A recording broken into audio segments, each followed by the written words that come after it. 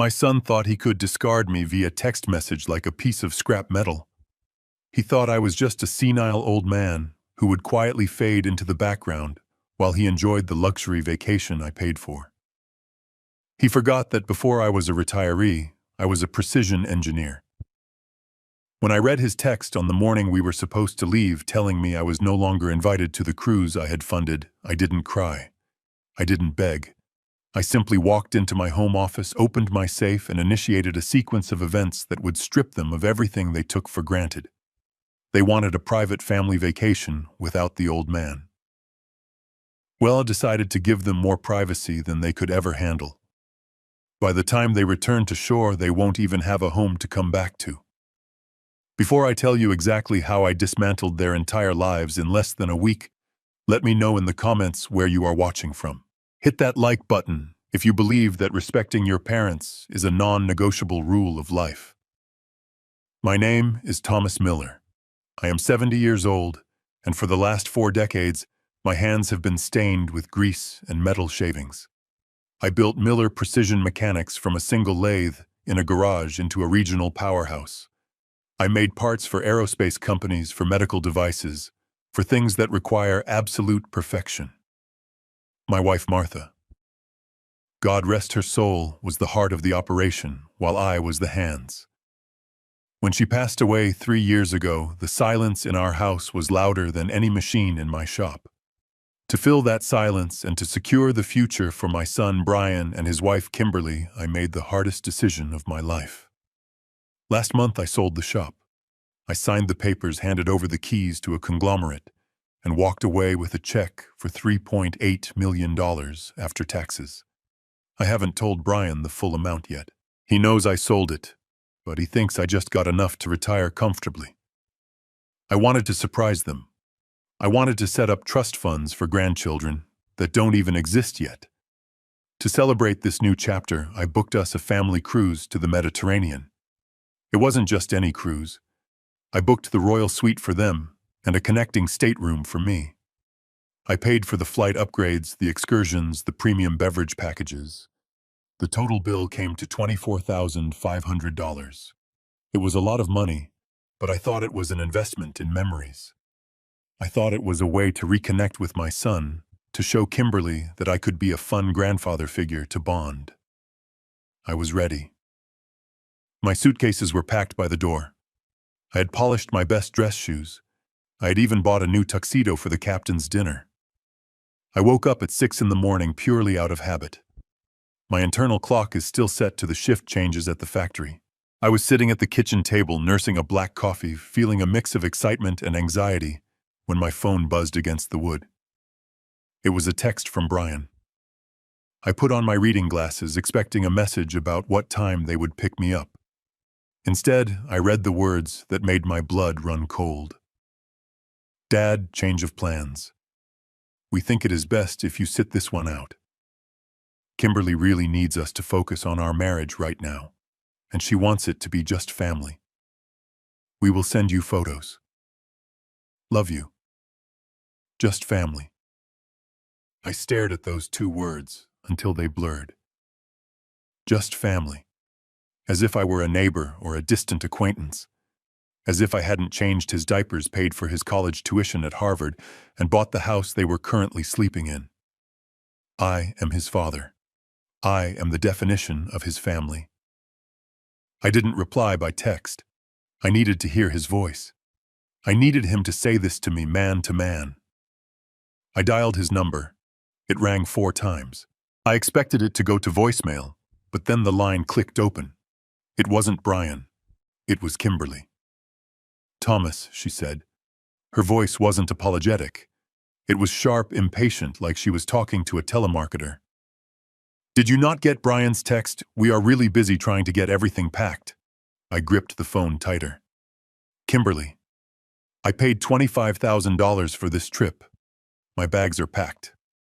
What is going on? Let me speak to Brian. Brian is busy loading the car, she snapped. And honestly, Thomas, this is exactly why we need this time apart. You are always hovering. Look, let's be real. You are 70. You walk slow. You complain about the food. You need naps. You kill the vibe. This is supposed to be a luxury vacation, not a nursing home excursion. We want to enjoy ourselves without having to worry about whether Grandpa can keep up. My hand was shaking not from age but from a rage I hadn't felt since a supplier tried to sell me substandard steel in '89. I am not an invalid, Kimberly, I said, my voice low and steady. I run 5 miles a week. I just sold my company for millions. I am perfectly capable. She laughed. A cruel, dismissive sound. Oh, stop it. You sold a dusty old shop. Congratulations. Look, Brian agrees with me. He just didn't want to hurt your feelings, so he sent the text. We need space. We need to reconnect as a couple, and having you there asking questions and telling the same boring stories about Martha, it is just not going to work. Stay home. Watch some TV. We will bring you back a souvenir. She hung up. The silence in the kitchen was heavy, suffocating. I looked at my reflection in the dark window. I didn't see a decrepit old man. I saw Thomas Miller, the man who could spot a microscopic fracture in a turbine blade with his naked eye. I saw a man who had worked 16-hour days so his son would never have to touch a wrench if he didn't want to. She said I walked slow. She said I killed the vibe. She said Brian agreed with her. My son. The boy I raised to be a man of honor. The boy whose Harvard education I paid for by refinancing my business twice. He let his wife tell me I was unwanted trash on a trip I funded. He hid behind a text message because he was too cowardly to look me in the eye. I looked at the luggage by the door, the new tuxedo still in its plastic wrap. The excitement I had felt 5 minutes ago had evaporated, replaced by a cold, hard clarity. They didn't want me. They wanted my money. They wanted the lifestyle I provided, but they didn't want the man who earned it. I sat there for a long time listening to the refrigerator hum. I thought about Martha.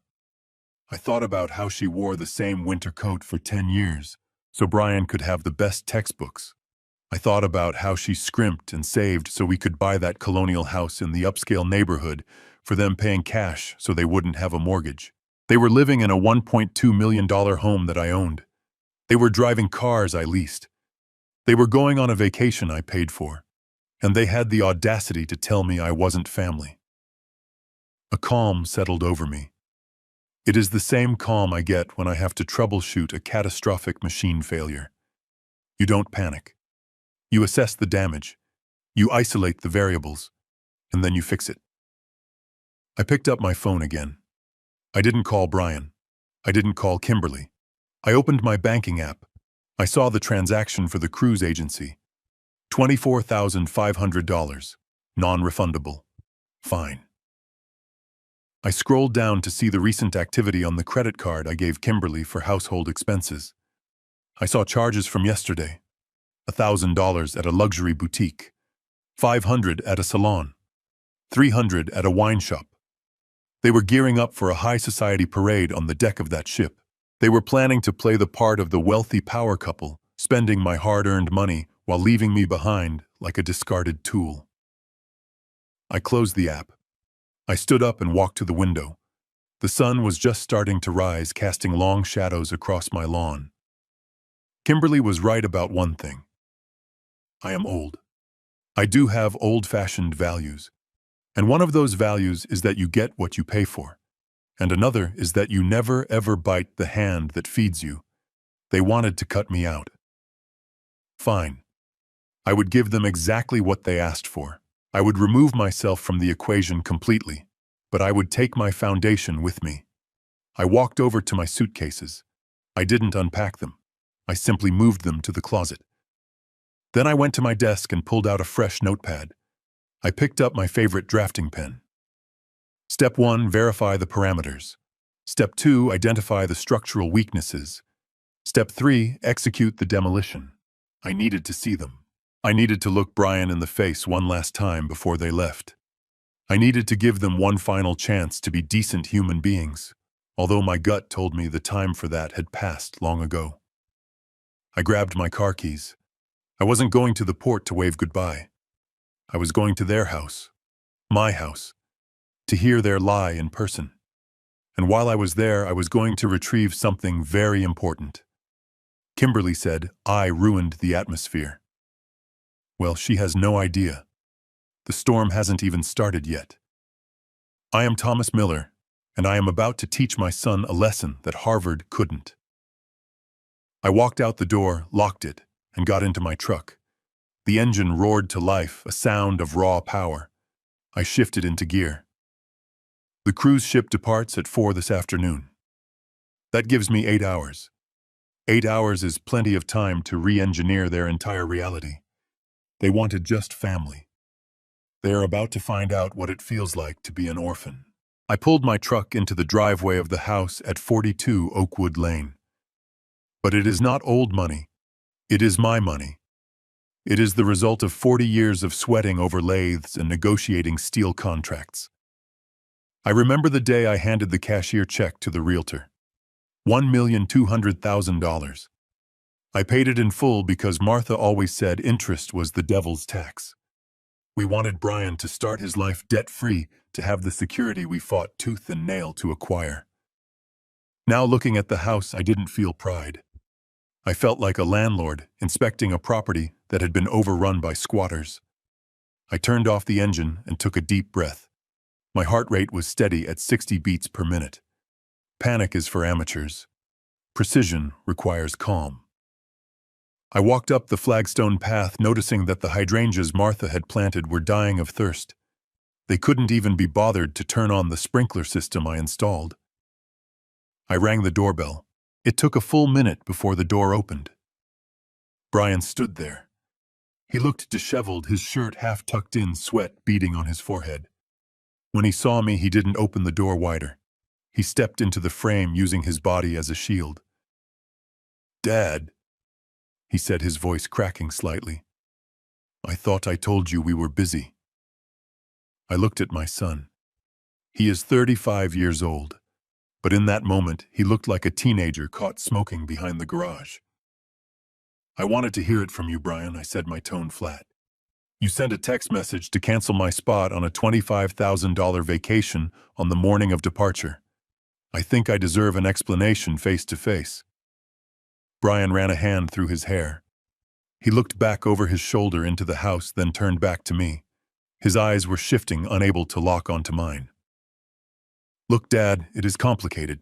He started reciting the script I knew was coming. "Kimberly and I are going through a really rough patch. Our marriage is on the rocks. We have been fighting for months. We didn't want to worry you with the details. This cruise, it is our last-ditch effort to save us. We need total privacy. We need to focus on each other without any distractions." Distractions. That is what I was. A distraction, so you need to be alone, I repeated, testing the tensile strength of his lie. "Just you, Kimberly, and the children." "Exactly." Brian nodded eagerly, thinking I was buying it. "Just us. We need to heal Dad. You understand, don't you? You and Mom always talked about how important marriage is. I am just trying to honor that." Using Martha's memory to justify his cowardice was a low blow even for him. I almost admired the audacity. But then I heard a laugh from inside the house, a loud braying laugh that definitely did not belong to my son or his wife. It sounded like a hyena choking on a bone. I know that laugh. I didn't ask for permission. I simply stepped forward. Brian tried to hold his ground, but I spent 40 years moving heavy machinery. I moved him aside with a stiff shoulder and walked into the foyer. The air conditioning was blasting. The house smelled of expensive perfume and leather. I walked past the formal dining room, where the table I had handcrafted from walnut was covered in travel brochures and empty coffee cups. I continued into the great room, the room with the vaulted ceilings and the fireplace that cost more than my first car. The scene before me was like a tableau of betrayal. There were suitcases everywhere, not just 3 or 4 for a small family. There were at least 8 large, hard-shell suitcases lined up like soldiers, and standing amidst them drinking mimosas at 10 in the morning were not marriage counselors. It was Susan and Bob, Kimberly's parents. And sitting on my leather recliner with his feet up on the coffee table was Kyle Kimberly's younger brother, who has never held a job for longer than 6 months. The room went silent as I entered. Susan froze with her glass halfway to her mouth. Bob looked down at his shoes. Kyle just stared at me chewing gum with his mouth open.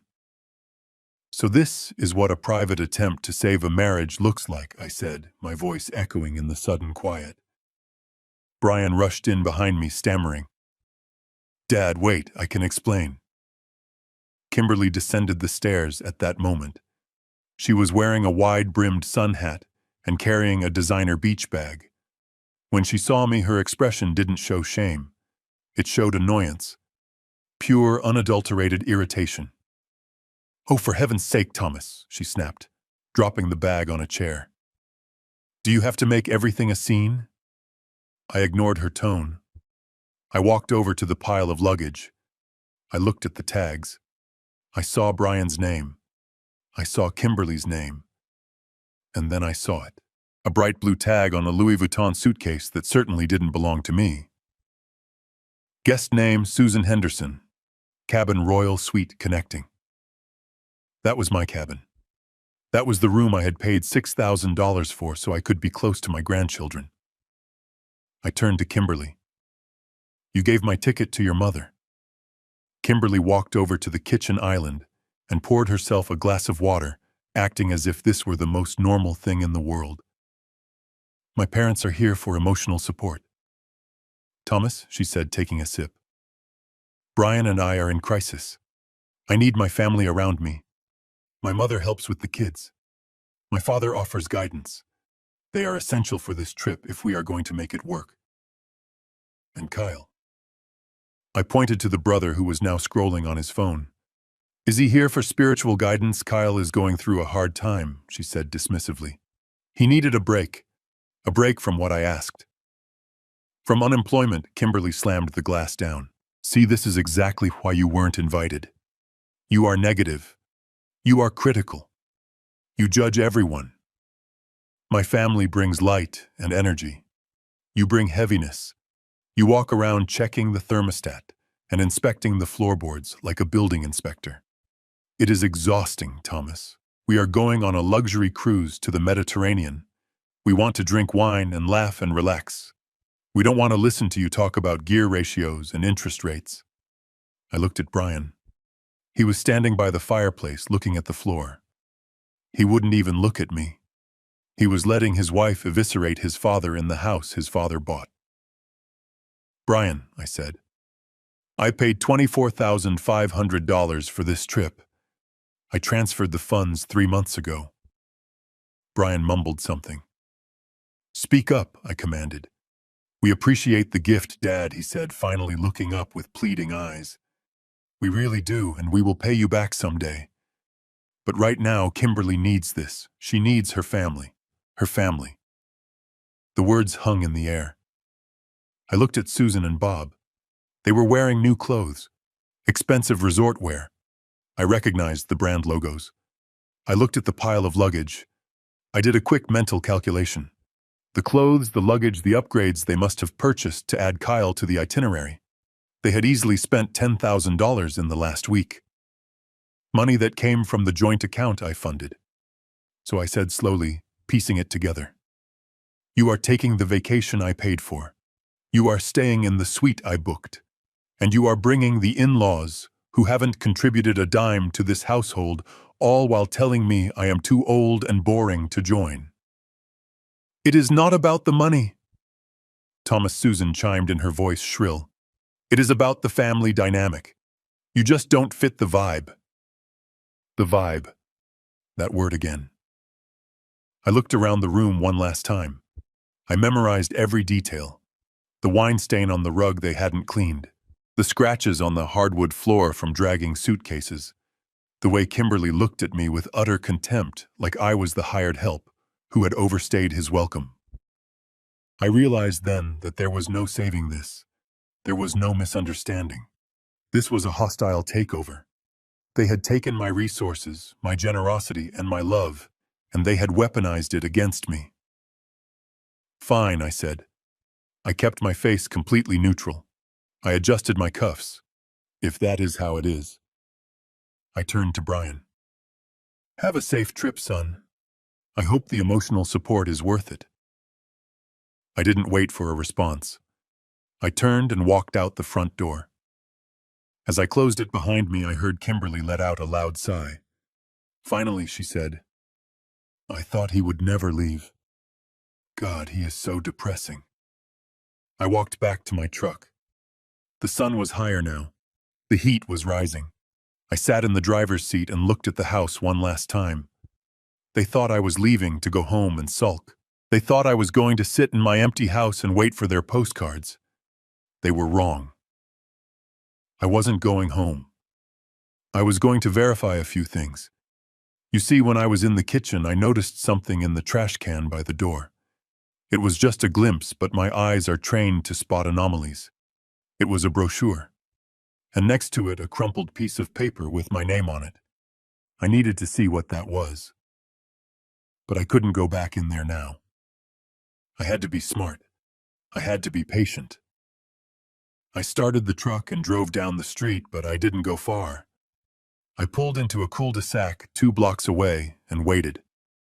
I knew their schedule. They had a flight to catch. They would be leaving in 20 minutes. And once they were gone, I was going back in. Not as a father, but as an auditor. Because that plausible lie about a marriage crisis didn't hold up against the data. You don't bring your deadbeat brother on a romantic reconciliation trip. There was something else going on, something deeper. And I was going to find the blueprints before they even reached the airport. I checked my watch. 10:15. The game had officially begun. I watched from the end of the block as the airport shuttle van pulled into my driveway. From my vantage point behind a row of hedges, I saw the performance continue. Kimberly was directing the driver with frantic hand gestures, ordering him to load the bags with care, treating a working man like a servant. Brian was pacing the sidewalk, checking his phone, looking nervous. They looked like a family, running away from a crime scene, which in a moral sense is exactly what they were doing. When the van finally pulled away, turning the corner and disappearing toward the highway, I didn't feel sadness. I felt the cold, hard click of a switch flipping in my brain. It is the same feeling I used to get when I switched a machine from manual to automatic. The emotional component was gone. Now it was just execution. I drove my truck back up the driveway and parked it right where their shuttle had been. The house stood silent, looming over me. It was a beautiful structure, brick and mortar paid for with 40 years of my life. But as I walked up the steps and unlocked the front door with my key, it felt different. It didn't feel like a home anymore. It felt like a hostile environment that needed to be secured. I stepped inside. The air was still thick with Kimberly's perfume and the lingering smell of the expensive breakfast they had rushed through. I locked the door behind me and engaged the deadbolt. I wanted to be undisturbed. My destination wasn't the living room or the kitchen. It was the study. Brian called it his home office, a pretentious title for a room where he mostly played video games and pretended to look for business opportunities. I walked down the hallway, my footsteps echoing on the hardwood floors I had installed myself. I opened the door to the study. It was a disaster. Papers were strewn across the desk, empty energy drink cans lined the windowsill, and a half-eaten bagel sat on top of a stack of invoices. It was the workspace of a chaotic mind, a mind that lacked discipline. In my shop, a messy station meant a dangerous worker. Here it meant a careless one. I walked around the desk. My eyes scanned the room looking for anomalies. I didn't have to look hard. Brian and Kimberly were arrogant. They assumed I was a senile old fool who would never pry, who would never question their narrative. They didn't think to shred their secrets. They just threw them away. The wastebasket under the desk was overflowing. It was a goldmine of information waiting to be excavated. I sat down in Brian's expensive ergonomic chair, a chair I had paid for, and pulled the trash can between my knees. I began to sort through the refuse with the same precision I used to sort scrap metal. Then, near the bottom, crumpled into a tight ball, I found a glossy brochure. I smoothed it out on the desk.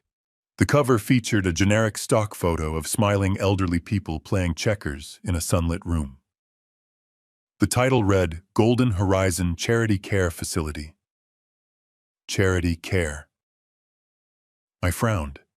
Why would my son be looking at a charity facility? I had millions in the bank. I had excellent health insurance. I had just sold my company for a fortune. I flipped the brochure open. It wasn't a luxury retirement community. It was a state-subsidized facility for the indigent. The text boasted about low-cost shared rooms and government assistance programs. I dug deeper into the trash. I found a printed email torn in half. I pieced it together. It was a correspondence between Kimberly and an admissions director at Golden Horizon. The email read, "We understand the patient has significant assets, but we are looking for a facility that can handle aggressive dementia cases without draining the estate. We need to preserve the capital for family needs. Is there a way to qualify for state aid if we restructure his ownership status, aggressive dementia?" My hands went still. I have never had a memory lapse in my life. I can recite the serial numbers of machines I sold 10 years ago. They weren't just planning to put me in a home. They were building a narrative that I was losing my mind.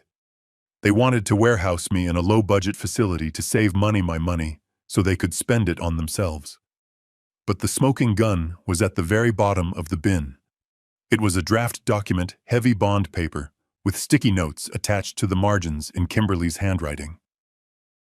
Durable power of attorney and guardianship petition. I started reading. The legal jargon was dense, but the intent was crystal clear. The document was a petition to the court to declare Thomas Miller, that is me, mentally incompetent, due to advanced cognitive decline. It requested that Brian Miller be appointed as my legal guardian with full control over all financial assets, real estate, and medical decisions. There was a note in red ink in the margin next to the clause about liquidating assets. It said, "Check with lawyer if we can sell the remaining machine shop shares immediately after the order is signed. Need cash for Kyle's situation." Kyle, Kimberly's deadbeat brother. The puzzle pieces snapped together with a terrifying clarity. The cruise wasn't a vacation. It was a holding pattern. They wanted me out of the way, or perhaps they realized that taking me on the cruise was too risky. If I was around them for 10 days, I might overhear something. I might see the credit card alerts. By leaving me behind, isolated and rejected, they probably hoped I would fall into a depression. Or maybe they planned to come back and claim that my behavior regarding the trip, my anger, my confusion, was proof of my dementia. They were going to gaslight me into a straitjacket. I looked at the date on the draft. It was created 3 days ago. While I was packing my tuxedo, excited to spend time with my grandchildren, my son was drafting the legal paperwork to strip me of my human rights. He was planning to declare me invalid so he could sell off the last remnants of my life's work to pay for his brother-in-law's gambling debts, or whatever trouble Kyle was in. I felt a wave of nausea, but I pushed it down. There is no room for sickness in the middle of a critical operation. I looked up at the wall where a framed photo of Brian graduating from college hung. He looked so proud in that picture. I remembered how hard Martha and I had worked to pay that tuition. I remembered the overtime, the missed holidays, the sacrifices. We did it so he would have a better life. We didn't do it so he could become a monster. I took out my phone and photographed every single document. The brochure, the torn email, the draft petition with the handwritten notes. I made sure the resolution was high, the text legible. Then I carefully folded the physical papers and placed them in my inside jacket pocket. These were not just trash anymore. They were evidence. They were the ammunition I would use to defend my life. I stood up and walked out of the study. The house felt even colder now. It wasn't just a building anymore. It was a crime scene where a conspiracy had been hatched. I looked at the furniture, the art on the walls, the expensive electronics. All of it paid for by me. All of it enjoyed by people who viewed me as nothing more than an obstacle to their inheritance. I walked into the kitchen. I needed water. My throat was dry as dust.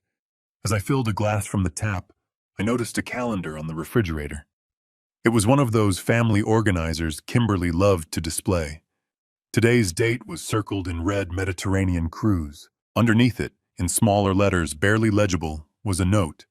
Call Dr. Evans, re-competency, eval upon return. They had a schedule. They had a timeline. They thought they had weeks to execute their plan. They thought the old man was sitting at home crying over a missed boat ride. They had no idea that the old man was currently standing in their kitchen holding the blueprints to their destruction. I finished the water and set the glass down in the sink. I didn't wash it. Let them find it. Let them wonder who was here. I checked my watch. 11 a.m. My lawyer James Morrison would be in his office. James was an old shark, a man I had used for my business contracts for 30 years. He was ruthless, expensive, and loyal only to the person paying the retainer. And right now, that person was me. I needed to secure my assets before they could file that petition. I needed to ensure that even if they managed to fool a judge, they would find the vault empty. But more than that, I needed to know the full extent of the financial damage. If they were desperate enough to put me in a charity home to save money, it meant they were bleeding cash faster than I realized. I walked to the front door. I paused, looking at the alarm keypad. I knew the code. It was my birthday. How ironic. They used my birth date to secure the house I bought them, while plotting to end my life as a free man. I punched in the code to arm the system. I wanted them to know the house was secure. I wanted them to feel safe on that ship, sipping their cocktails, thinking everything was proceeding according to plan. I stepped out into the bright morning sun. The world looked the same as it had an hour ago, but for me, everything had changed. The father who walked into that house was gone. The man who walked out was a precision instrument of justice. I got into my truck and pulled my phone out. I dialed James's number. "James," I said when he answered, "it's Thomas Miller. Clear your schedule. I am coming in, and I am bringing a disaster with me." I didn't wait for his reply. I hung up and put the truck in gear. The engine growled a deep, satisfying sound. Brian wanted privacy. He wanted to save his marriage.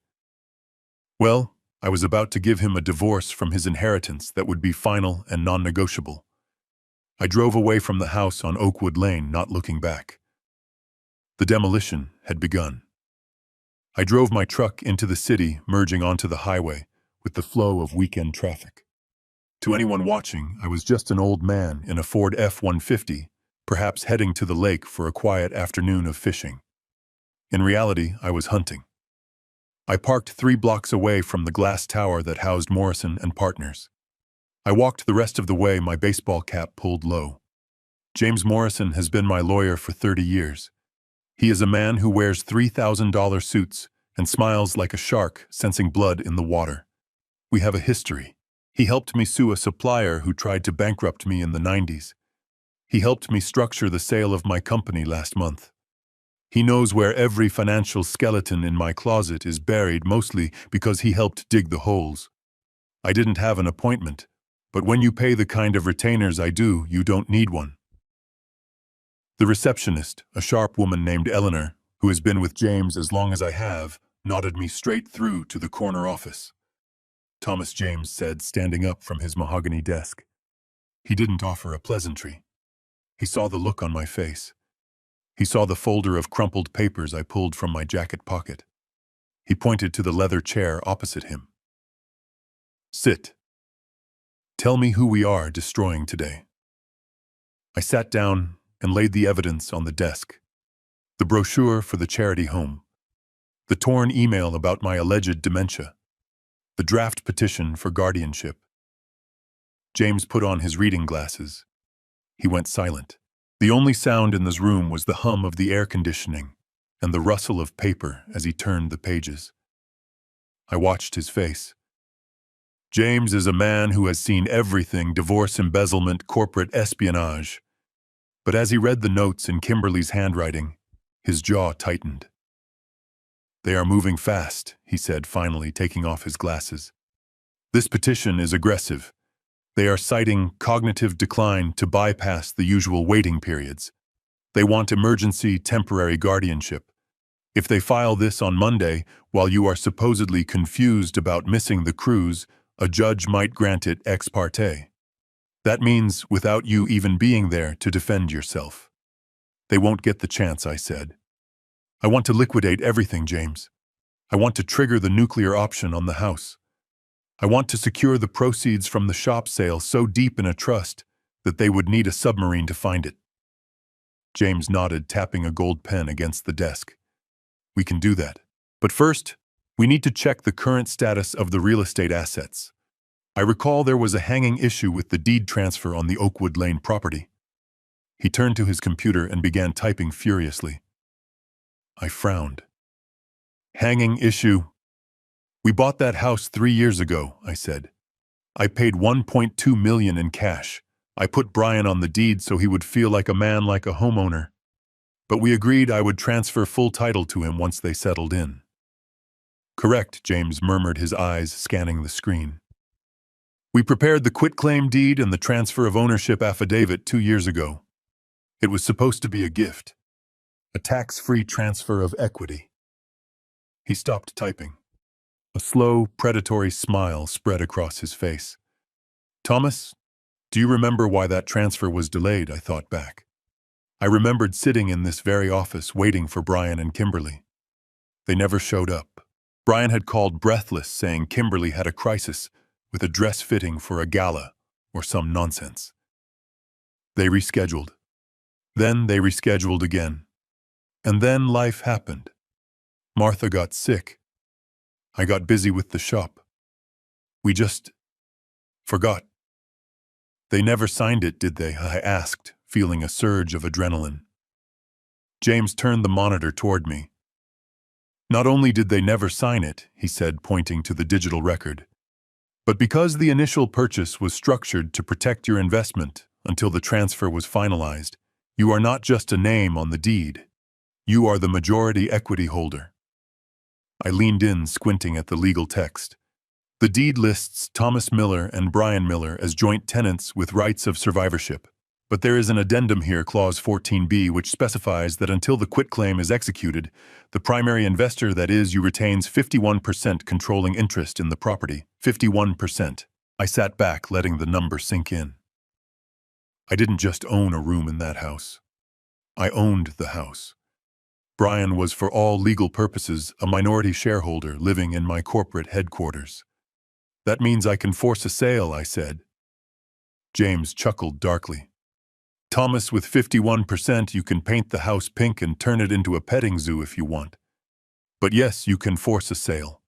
You can petition for a partition action. Since the property cannot be physically divided, the court will order it sold, and the proceeds split according to equity. And since you paid the initial $1.2 million, we can argue for reimbursement of the capital contribution before any split of the appreciation. That is the lever, I said. That is how I get them out. But there is more. James said, his voice dropping an octave. While I was pulling the property records, I ran a standard liability check on Brian. I wanted to see if there were any liens against the house that might complicate the sale. He handed me a fresh sheet of paper. It was a credit report, but not a normal one. It was a business credit profile linked to an LLC I didn't recognize. Miller Future Ventures. What is this? I asked. Your son has been busy, James said grimly. He registered this LLC 6 months ago. He used your old machine shop's address as the registered headquarters. He used your last name and the reputation of your business to secure lines of credit. I scanned the numbers. My stomach churned. Business loan high-risk lender of $500,000. Venture capital bridge loan $750,000. Private equity promissory note $800,000. Total liabilities $2,050,000. He borrowed $2 million, I whispered. On what collateral? He doesn't have $2 million. He used the implied collateral of his inheritance, James explained. And he likely showed these lenders the draft paperwork of the house transfer, claiming he owned the asset, free and clear. He has been leveraging assets he doesn't fully own to fund. What I remembered the conversation in the trash. The gambling debts. The brother-in-law Kyle. It is not a business, I said, my voice hardening. It is a hole. He is digging a hole to bury his wife's family problems, and he is using my shovel to do it. That explains the rush to put you in a home, James said. If he becomes your guardian, he gets control of your $3.8 million from the shop sale. He uses that to pay off these high-interest loans before the sharks come collecting. He was going to liquidate your life to save his own skin. The picture was complete. It wasn't just greed. It was desperation. Brian wasn't just a bad son. He was a drowning man trying to use his father as a flotation device. The silence in the office was absolute. I looked at the papers. $2 million in debt. A plot to imprison me. A wife who viewed me as luggage. I looked up at James. Draft the partition action, I said. I want the house listed for sale on Monday morning. I want a notice of eviction prepared. And James, yes, Thomas. Contact these lenders. Inform them that Miller Future Ventures has no affiliation with Miller Precision Mechanics. Inform them that the registered address is fraudulent. And tell them that the primary asset Brian claimed to own, the house on Oakwood Lane, is actually majority owned by a hostile party who has no intention of covering his debts. James smiled. That will trigger immediate default clauses. They will call in the loans instantly. He will be insolvent within 48 hours. Good, I said, standing up. He wanted a private vacation. He wanted to be the man of the house. I am going to give him exactly what he wants. I am going to give him the full, unadulterated experience of being a man who has to stand on his own 2 feet without his daddy's wallet to prop him up. I walked to the window and looked out at the city. Somewhere out there near the airport, my son was probably boarding a plane, sipping a drink, thinking he had pulled off the perfect crime. He thought he had weeks to maneuver. He thought the old engineer was at home watching game shows and napping. He forgot that I built my fortune on precision and timing. I checked my watch. 1 p.m. They would be taking off soon. I turned back to James. One more thing. Do you still have that contact at the security firm? The one who specializes in surveillance, James raised an eyebrow. I do. Why? Because I found out about this cruise on the day of departure, I said. I missed the boat. But Kimberly, she bought a new wardrobe for this trip. Expensive dresses. And I know for a fact she hasn't packed them all yet. Some of them are probably still hanging in her closet, waiting for the final packing round before they left. Or maybe she packed them, but left the tags and receipts. I paused, formulating the next phase of the plan. I need a bug, James. A listening device. Small. Button size. You want to bug them? James asked, looking skeptical. Thomas, that is legally gray. I am the majority owner of the house, I reminded him. I have the right to secure my property, and I am not going to put it in the wall. I am going to put it in something that is traveling with them. James stared at me for a moment, then let out a short, sharp laugh. You are going to plant it in her luggage. I am going to plant it on her person, I corrected. I saw a dress in the hallway, a hideous sequined thing she plans to wear for the captain's dinner. It has a thick hem. Get me the device, James. I have a fishing trip to finish. James opened his desk drawer and pulled out a small black box. He tossed it to me. Battery life is 10 days, he said, voice activated. Uploads to a cloud server you can access from your phone. Don't get caught. I caught the box. It felt light, insignificant. But it was the key to the final lock. I won't get caught, I said. I am just a slow old man, remember, who pays attention to the elderly. I walked out of the office, the device in my pocket, the evidence of my son's financial ruin in my mind. The fishing trip was over. It was time to bait the hook. I walked out of James Morrison's office with a device smaller than a dime burning a hole in my pocket. It was a matte black disc, smooth and cold, weighing less than 3 grams. To the untrained eye, it looked like a spare button or a piece of plastic debris. To me, it was the most important piece of machinery I had ever handled. It was a listening device with a 10-day battery life voice activation and a direct uplink to a secure cloud server I could access from my smartphone. The drive back to Oakwood Lane was a blur of calculation. I wasn't thinking about the traffic or the heat. I was thinking about seams fabric density and audio clarity. I spent 40 years engineering parts that had to perform under extreme pressure. Installing a bug into a dress was not espionage to me. It was a retrofit. When I pulled into the driveway, the house was still silent. The alarm system was still armed just as I had left it. I deactivated it and stepped inside. The air was still cool, preserved by the expensive HVAC system I paid to maintain. I walked straight to the master bedroom, the room Brian and Kimberly had claimed as their sanctuary. The closet door was open. Inside it looked like a bomb had gone off in a textile factory. Clothes were pulled off hangers, shoeboxes were overturned, and rejected outfits were piled on the floor. It was the aftermath of a panic packing session. My eyes scanned the chaos until they landed on the target. Hanging on the back of the bathroom door, forgotten in their haste, was the dress. It was a garment that cost $3,200. I knew the price because I had seen the charge on the American Express bill last month. It was an emerald green evening gown, heavy with sequins and beading, designed for the captain's dinner. Kimberly had raved about it for weeks, claiming it was essential for her image. And then in her typical fashion, she had left it behind. This was not luck. This was probability. Careless people make careless mistakes. I took the dress down. It was heavy, the fabric thick and lined with silk. Perfect. I carried it to the kitchen island where the lighting was best. I retrieved a sewing kit from the utility drawer. Martha had taught me how to sew buttons when we were first married because we couldn't afford a tailor. My hands, though aged, were steady. When I was done, I smoothed the fabric. Invisible. I checked the app on my phone. Device active. Signal strength 100%. I tapped the dress gently.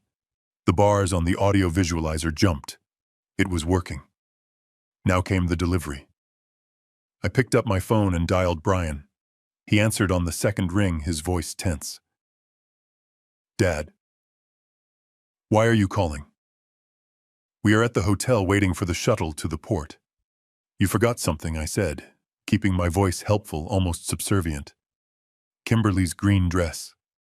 The one with the sequins. It is hanging on the bathroom door. There was a muffled curse on the other end. I heard Kimberly's voice in the background, shrill and panicked. My dress. Oh my God. Brian, tell me you packed it. She left it. Brian said to me, sounding exhausted. Dad, we can't come back. We are 40 minutes away, and traffic is a nightmare. I will bring it to you, I offered. I am already in the truck. I can be there in 30 minutes. Consider it a bon voyage gesture. There was a pause. I knew what they were thinking. They didn't want to see me. They didn't want the old man ruining their vibe before they even set sail. But Kimberly's vanity was a powerful force. She wanted that dress more than she wanted to avoid me. Fine, Brian sighed. We are at the Marriott Harbor Beach. Meet us in the lobby. And Dad, just drop it off, okay? We have a lot of coordination to do with Kimberly's parents. Understood, I said. Just a drop-off. I hung up. I folded the dress carefully and placed it in a garment bag. I walked out to the truck, the Trojan horse in my hand. The drive to the hotel was smooth. I parked in the valet circle, ignoring the attendant who looked at my truck with disdain. I walked into the lobby, the garment bag over my shoulder. I saw them immediately. They were sitting in a corner lounge. Susan and Bob were ordering drinks. Kyle was asleep on a sofa. Brian and Kimberly were arguing in hushed tones. I walked over. Kimberly looked up, her eyes landing on the garment bag like a predator spotting prey. "You found it," she said, not saying thank you, but reaching out her hand. I handed it to her. "Safe and sound," I said. "I wouldn't want you to miss your big night." "Thanks, Dad," Brian said, not looking me in the eye. "Look, we really have to go meet the coordinator." "I know," I said. "I just wanted to help. Have a wonderful trip." I turned and walked away. I didn't linger. I didn't beg for a hug. I walked straight back to my truck, got in, and drove to a parking lot across the street.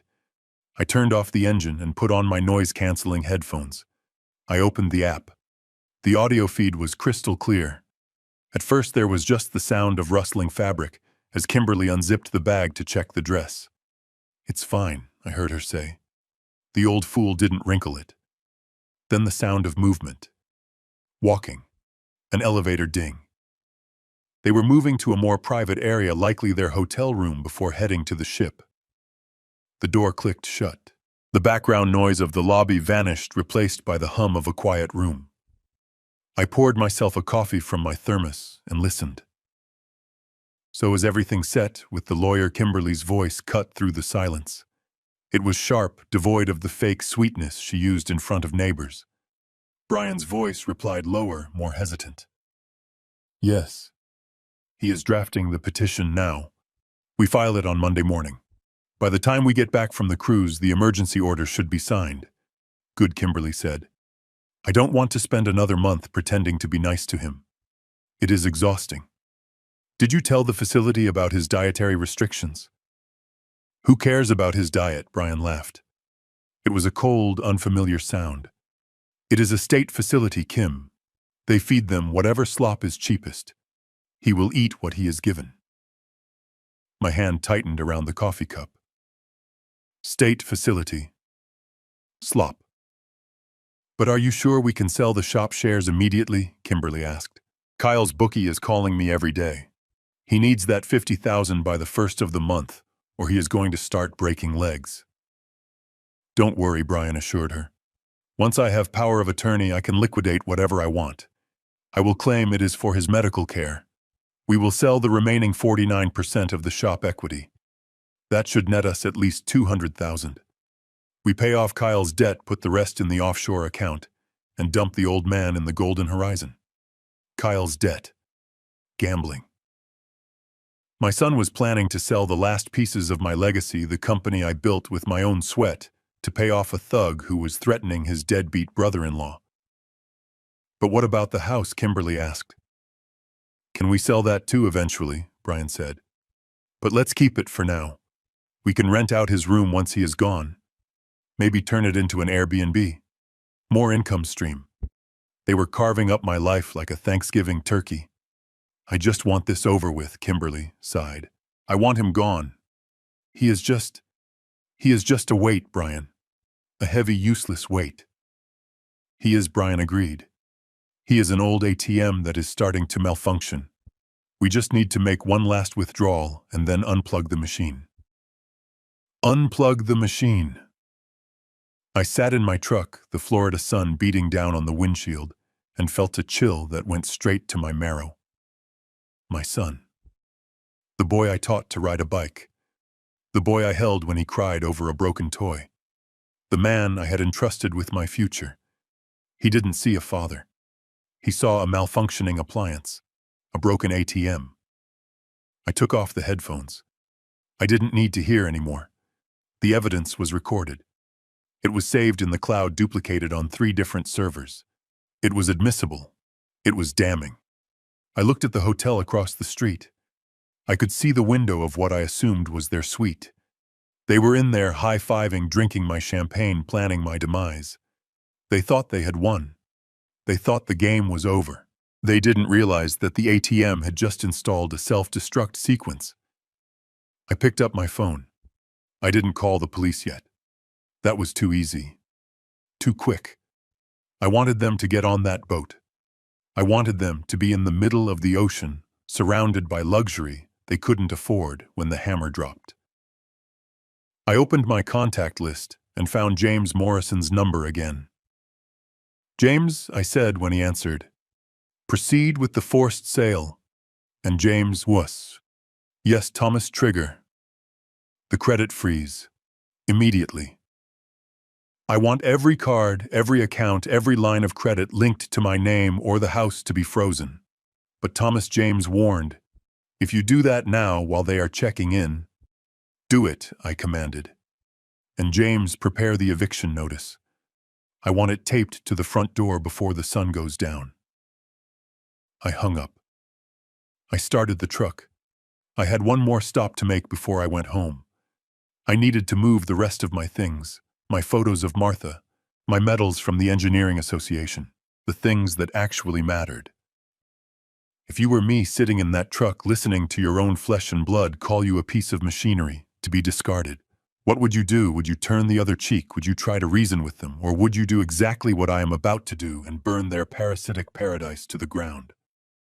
Leave a comment below and tell me if I am a monster or if I am just a man who finally decided to stop being a victim. I pulled out of the parking lot. The demolition wasn't just coming. It was here. And the first wrecking ball was about to hit them right in the wallet. I sat on the edge of the bed in the guest room, the room that was supposed to be my home but had felt more like a holding cell for the past 3 years. The house was quiet now. The frenzy of packing was over. The shuttle had departed. The hotel meeting was finished. My son and his wife were currently en route to the port, probably clinking glasses of champagne in the back of a luxury transport, toasting to their freedom and their cleverness. I held a silver-framed photograph in my hands. It was the only thing I had taken off the nightstand. It was a picture of Martha and me taken 20 years ago. We were standing in front of the machine shop, covered in grime, looking exhausted but triumphant.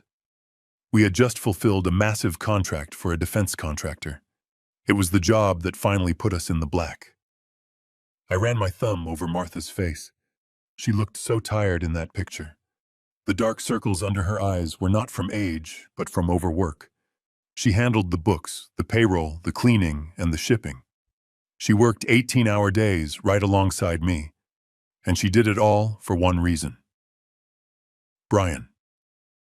I remembered the night the acceptance letter from Harvard arrived. It was on the kitchen table, a thick cream-colored envelope. Brian was jumping around the living room shouting with joy. He was so happy. He had worked hard in school, I will give him that. But when he went to bed that night, dreaming of the Ivy League, Martha and I sat at that same table with a calculator and a checkbook. The tuition room and board were $52,000 a year. That was 20 years ago. Adjusted for inflation, it was a fortune. We didn't have that kind of liquidity. The shop was growing, but every dime was reinvested in machinery. I remember looking at Martha. I remember the fear in her eyes. We can't afford it, Thomas, she had whispered. We would have to mortgage the house. We would have to sell the second line of lathes. We will make it work, I had told her. He is going.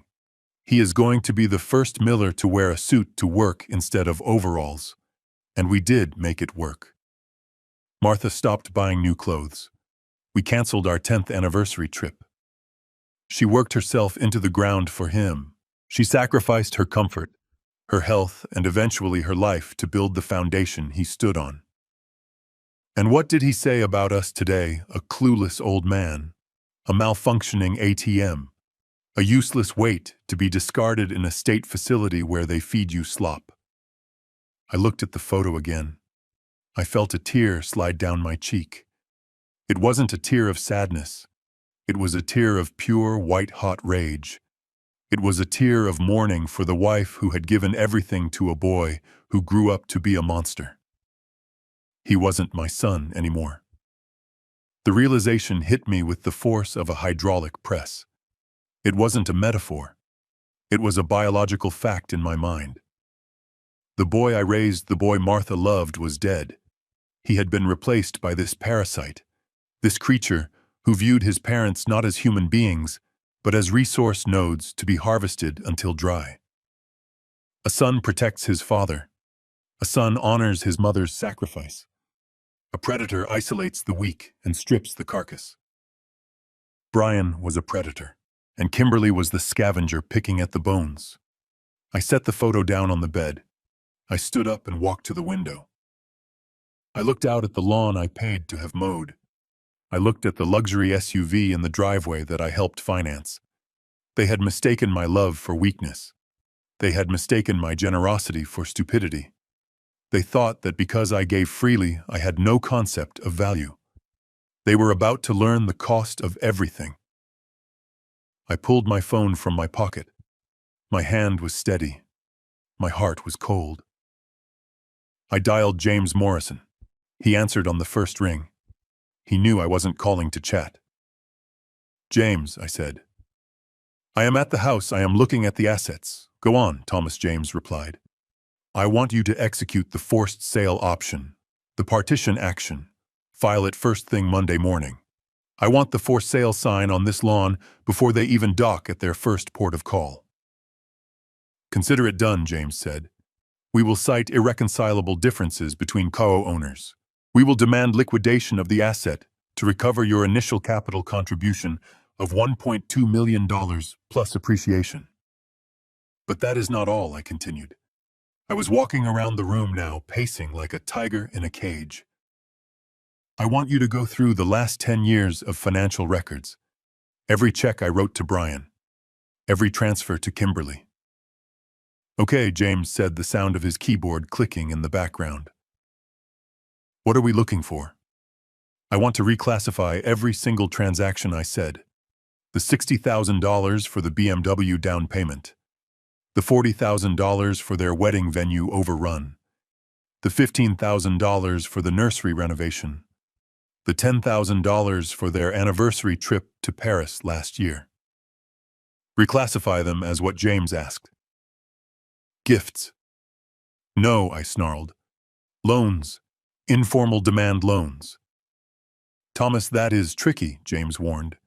"Unless there is paperwork." "There is paperwork," I lied. "Or at least there is intent. In the memo line of the check for the car, I wrote, 'to help with the car.' Help implies assistance, not a gift. Assistance implies an expectation of responsibility. And since they have proven irresponsible, I am calling in the debt." James paused. He was a shark, but even sharks have to calculate the odds. "We can try," he said slowly.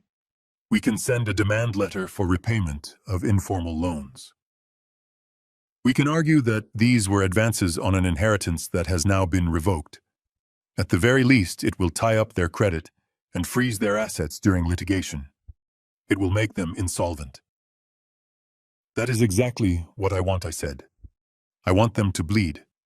I want them to look at their bank accounts and see zero.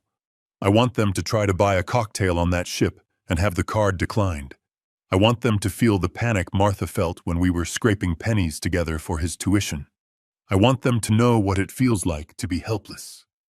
"Understood," James said. "I will draft the letters. Total estimated recovery, including the house equity, the informal loans, and the unauthorized use of the business credit cards, I calculated quickly. About $2.5 million. I am going to take it all back, James. Every cent. And the money from the shop sale. The $3.8 million, yes, move it. Today. Get it out of any account Brian has ever seen or heard of. Put it in a blind trust. Beneficiary to be determined later.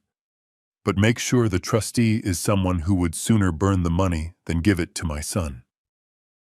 "I will set it up," James promised. "Thomas, are you okay? You sound different." "I am not Thomas Miller, the father, anymore." "James," I said, picking up the photo of Martha again. "I am Thomas Miller, the engineer, and I am decommissioning a faulty unit." I hung up the phone. I packed the photo of Martha into my bag. I packed my medals. I packed the few clothes I had left here. I stripped the bed sheets. I left the room bare, sterile, empty. I walked through the house one last time. I didn't feel nostalgia. I felt disgusting. This place was a monument to my blindness. I had built a palace for people who wanted to put me in a dungeon. I stopped in the hallway. There was a portrait of the family hanging there. Me, Martha, Brian, and Kimberly on their wedding day. We all looked so happy. I took the painting off the wall. I looked at Brian's smiling face. I walked to the trash can in the kitchen, the same one where I had found the evidence of their betrayal. I didn't throw the painting away. That would be too emotional. Instead, I took a marker from the drawer. I wrote on the glass over Brian's face. Eviction notice pending. I leaned the painting against the counter, where they would be sure to see it, the moment they walked in, assuming they could even get back inside once I changed the locks. I grabbed my bag and walked to the front door. I punched in the alarm code. I set it to away. I stepped out onto the porch. The sun was setting now. The neighborhood was quiet. It was the American dream, silent and peaceful. But inside 42 Oakwood Lane, a bomb had been armed, and the countdown had started. I got into my truck. I didn't look back. I drove toward the storage unit I had rented an hour ago. I was going to erase my presence from their lives completely, just as they asked. But when I vanished, I was taking the foundation with me. The drive to the port would take them another 20 minutes. They were probably checking their luggage right now. Kimberly was probably complaining about the line. Brian was probably checking his sports bets. "Enjoy it," I whispered to the empty cab of my truck. "Enjoy the champagne. Because it is the last drink you will ever have on my dime." I turned onto the main road. The grief was gone. The anger was cold and hard like steel. I was ready for the next phase. I was going to the port. Not to wave goodbye, but to deliver one final parting gift that would ensure their vacation was a nightmare from the very first second. I checked my pocket. I had the envelope ready. It looked like a generous cash gift. It felt thick. It felt like love. But inside it was a trap. I accelerated. The precision engineer was back at work, and the tolerances were zero. I pulled my truck into the short-term parking lot at the cruise terminal. The port was a chaotic hive of activity. Thousands of people were swarming toward the massive white ship that loomed over the horizon like a floating city. It was the Sea Sovereign, a vessel designed for excess filled with casinos, five-star restaurants, and shops that sold watches costing more than my first house. It was the perfect trap. I checked my reflection in the rearview mirror. I practiced my smile. It had to be the smile of a doting, slightly confused, but ultimately generous grandfather. It had to be the smile of a man who had accepted his place in the background. I adjusted my collar. I wasn't wearing my usual work shirt.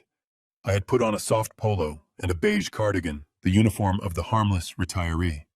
I got out of the truck and walked toward the terminal entrance. The heat radiating off the asphalt was intense, but I barely felt it. My blood was running cold. I scanned the crowd looking for the circus act that was my family. It didn't take long. They were near the VIP check-in line naturally. There was Susan Kimberly's mother wearing a hat that looked like a satellite dish barking orders at a porter. There was Bob looking red-faced and already halfway drunk. There was Kyle looking bored, tapping on his phone. And there were Brian and Kimberly looking stressed, checking their documents. I took a deep breath. Showtime. I approached them slowly, affecting a slight shuffle in my step. I didn't want to look dynamic. I wanted to look like the clueless old man they had laughed about in the office. "Brian Kimberly."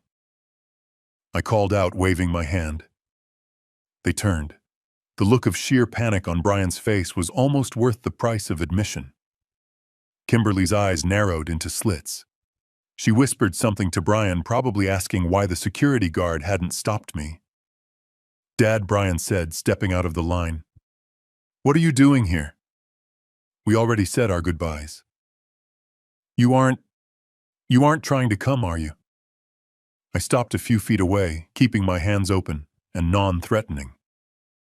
No, I said, forcing a chuckle. "I know, son. Just family. I respect that.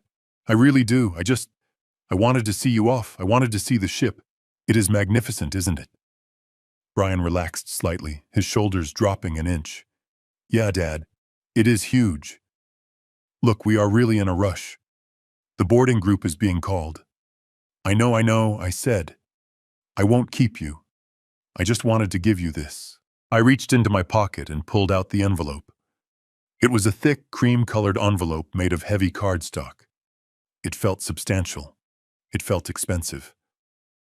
Inside, I had placed a small weighted gift box wrapped in gold foil. Kimberly's eyes locked onto the envelope.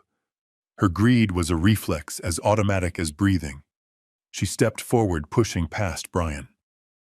"What is this, Thomas?" she asked, her voice skeptical but curious. "It is a bon voyage gift," I said, handing it to her. "I know I have been difficult lately. I know I am set in my ways. And I know this trip is expensive. I didn't want you to worry about money while you are trying to save your marriage. I want you to have the best wine, the best excursions, whatever you need." Kimberly took the envelope. She weighed it in her hand. The heft of the box inside clearly suggested jewelry, or perhaps a stack of cash. Her expression softened instantly. The scowl replaced by that fake saccharine smile I had come to loathe. "Oh, Thomas," she said, clutching the envelope to her chest. That is really sweet of you. You didn't have to." I insisted, I said, patting Brian on the arm. "You are my children. I worked hard my whole life so you could enjoy yours. Go, have a wonderful time. Don't worry about a thing back home. I will water the plants." Brian looked at me. For a second, just a split second, I saw a flicker of guilt in his eyes. He knew he was screwing me. He knew he was leaving me behind while planning to steal my remaining assets. But the guilt was fleeting, washed away by the relief that I wasn't making a scene. "Thanks, Dad," he said. "You are the best. We will call you when we dock in Barcelona." "Don't worry about calling," I said. "Just enjoy the privacy." I watched them turn around. Kimberly was already tearing at the corner of the envelope as they walked toward the security checkpoint. Susan and Bob followed, dragging their luggage, oblivious to the fact that their free ride was about to end abruptly. I stood there for a long time. I watched them go through the metal detectors. I watched them hand their passports to the agent. I watched them walk up the gangway and disappear into the belly of the beast. Once they were gone, the smile vanished from my face. I walked over to the observation deck that overlooked the harbor. I leaned against the railing, staring at the massive ship. Inside that gold foil box in the envelope was not a diamond necklace. It was a credit card. Specifically, my Platinum American Express supplementary card issued in Kimberly's name. It was the card she had used for years to buy her designer bags and spa treatments. It was the symbol of her status, her magic wand, that made everything she wanted appear. She would open the box and think I was being incredibly generous. She would think I was giving her carte blanche. She would see the card and assume I had paid off the balance and raised the limit for the trip. What she didn't know was that 20 minutes ago, while sitting in my truck, I had logged into the banking portal. I hadn't canceled the card. Canceling it would show up as invalid immediately. No, I had done something much crueler. I had used the parental control features designed for teenagers. I had set a hard spending limit on her supplementary card. The limit was exactly $0.00. But here is the beauty of the system. On her app, if she checked it right now, it would still show the card as active. It wouldn't show the decline until she actually tried to swipe it. It was a landmine waiting for a footstep. I imagined the scene. Tonight. The first dinner. They would go to the specialty steakhouse, the one that charges $100 a head cover charge plus wine. She would order the vintage champagne to celebrate getting rid of the old man. She would hand the waiter that shiny platinum card with a flourish, feeling like a queen. And then the waiter would come back. He would lean in discreetly. He would whisper the word that no social climber ever wants to hear. Declined. She would argue. She would tell him to run it again. She would call the bank, but there would be no cell service in the middle of the ocean, and the ship's Wi-Fi costs money she couldn't pay. They would have to use Brian's cards. But Brian's cards were linked to the business accounts I had frozen this morning with James. Or they were linked to his personal accounts, which were currently overdrawn because he had spent every liquid dime on the down payments for those predatory loans. They were about to be trapped on a floating city of luxury with empty pockets. The ship's horn blasted a deep, mournful sound that vibrated in my chest. The lines were cast off. The water began to churn at the stern. Slowly, majestically, the sea sovereign began to pull away from the dock. I watched it go. I saw the passengers lining the decks, waving to the people on shore. I wondered if Brian and Kimberly were up there, waving at the empty space where they thought I should be. "Goodbye," I whispered. I wasn't just saying goodbye to them. I was saying goodbye to the man I used to be. The man who apologized for taking up space. The man who bought affection. That man was on that ship, sailing away to get lost at sea. The man remaining on the dock was Thomas Miller, the engineer. And I had work to do. I checked my watch. 2:30 p.m. The movers were scheduled to arrive at the house at 3. I had hired a professional team, White Glove Logistics. I told them I was downsizing and needed the house cleared of specific items immediately. I turned away from the ocean. I walked back to my truck. The heat was stifling now, but I felt energized. I felt lighter than I had in years. I drove out of the port, merging back into the city traffic. The timeline was tight. I had 48 hours before they reached their first port of call. 48 hours to erase 40 years of history from that house. 48 hours to liquidate the asset they thought was their birthright. My phone buzzed. It was a notification from the security system at the house. System disarmed. Master code used. I frowned. Who was at the house? I had the only key, and Brian and Kimberly were on the ship. Then I remembered. Kyle. The deadbeat brother. He must not have boarded with them. Or maybe he gave his key to someone else. Or maybe Brian had given a code to a friend to water the plants. No, they didn't care about the plants. I checked the camera feed on my phone. It wasn't a friend. It was a man in a cheap suit holding a clipboard. He was standing in the foyer looking confused. It was a process server. I laughed out loud. The lenders James had contacted were faster than I thought. They were already trying to serve papers for the default on the business loans. They must have tracked the address to the house. "Good luck," I said to the screen. "You won't find anyone home. And by the time the owners get back, there won't even be a home to find." I accelerated. The demolition was proceeding ahead of schedule. I needed to get to the house before the movers so I could supervise. I wanted to make sure they took everything. The dining table I built. The rug Martha loved. The grandfather clock. I was going to leave them nothing but the echo of their own greed. As I drove, I thought about the envelope in Kimberly's purse. It was a ticking time bomb. Every mile the ship traveled away from the coast was another mile deeper into the trap. "Have a nice trip, family," I said to the empty road. "I hope the buffet is free because that is the only thing you are going to be eating for the next 10 days. I turned onto Oakwood Lane. The for sale sign wasn't up yet, but James had promised it would be there by Monday morning. For now, the house looked peaceful. Deceptively peaceful. I pulled into the driveway. The final phase of the operation was about to begin. I was going to gut the house, sell the shell, and disappear into the sunset with my dignity and my fortune intact. And when they returned, expecting to put me in a home, they would find that I was the one who had sent them to the poorhouse. I got out of the truck and walked up the steps. I didn't feel like an old man anymore. I felt dangerous, and I liked it.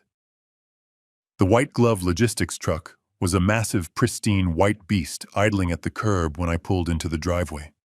It looked more like a mobile laboratory than a moving van, which was exactly what I paid for. I didn't hire college kids looking for beer money. I hired professionals who specialize in high-value asset extraction. They don't ask questions. They just execute orders with surgical precision. I got out of my truck and met the foreman, a man named Davis, who had a clipboard and the demeanor of a drill sergeant. "Mr. Miller," Davis said, checking his watch. "We are ready to commence, you." "You said this was a partial extraction, correct?" I said, walking up the driveway. I want you to remove everything that belongs to Thomas and Martha Miller. If it looks like an antique, take it. If it looks like it has sentimental value, take it. If it looks like cheap modern furniture bought on credit, leave it. I want every trace of my wife and my history scrubbed from this structure. Davis nodded. Understood. We will have the ground floor cleared in 2 hours. I unlocked the front door and disarmed the alarm for the last time. The team moved in like a SWAT unit. They wore boot covers and white gloves.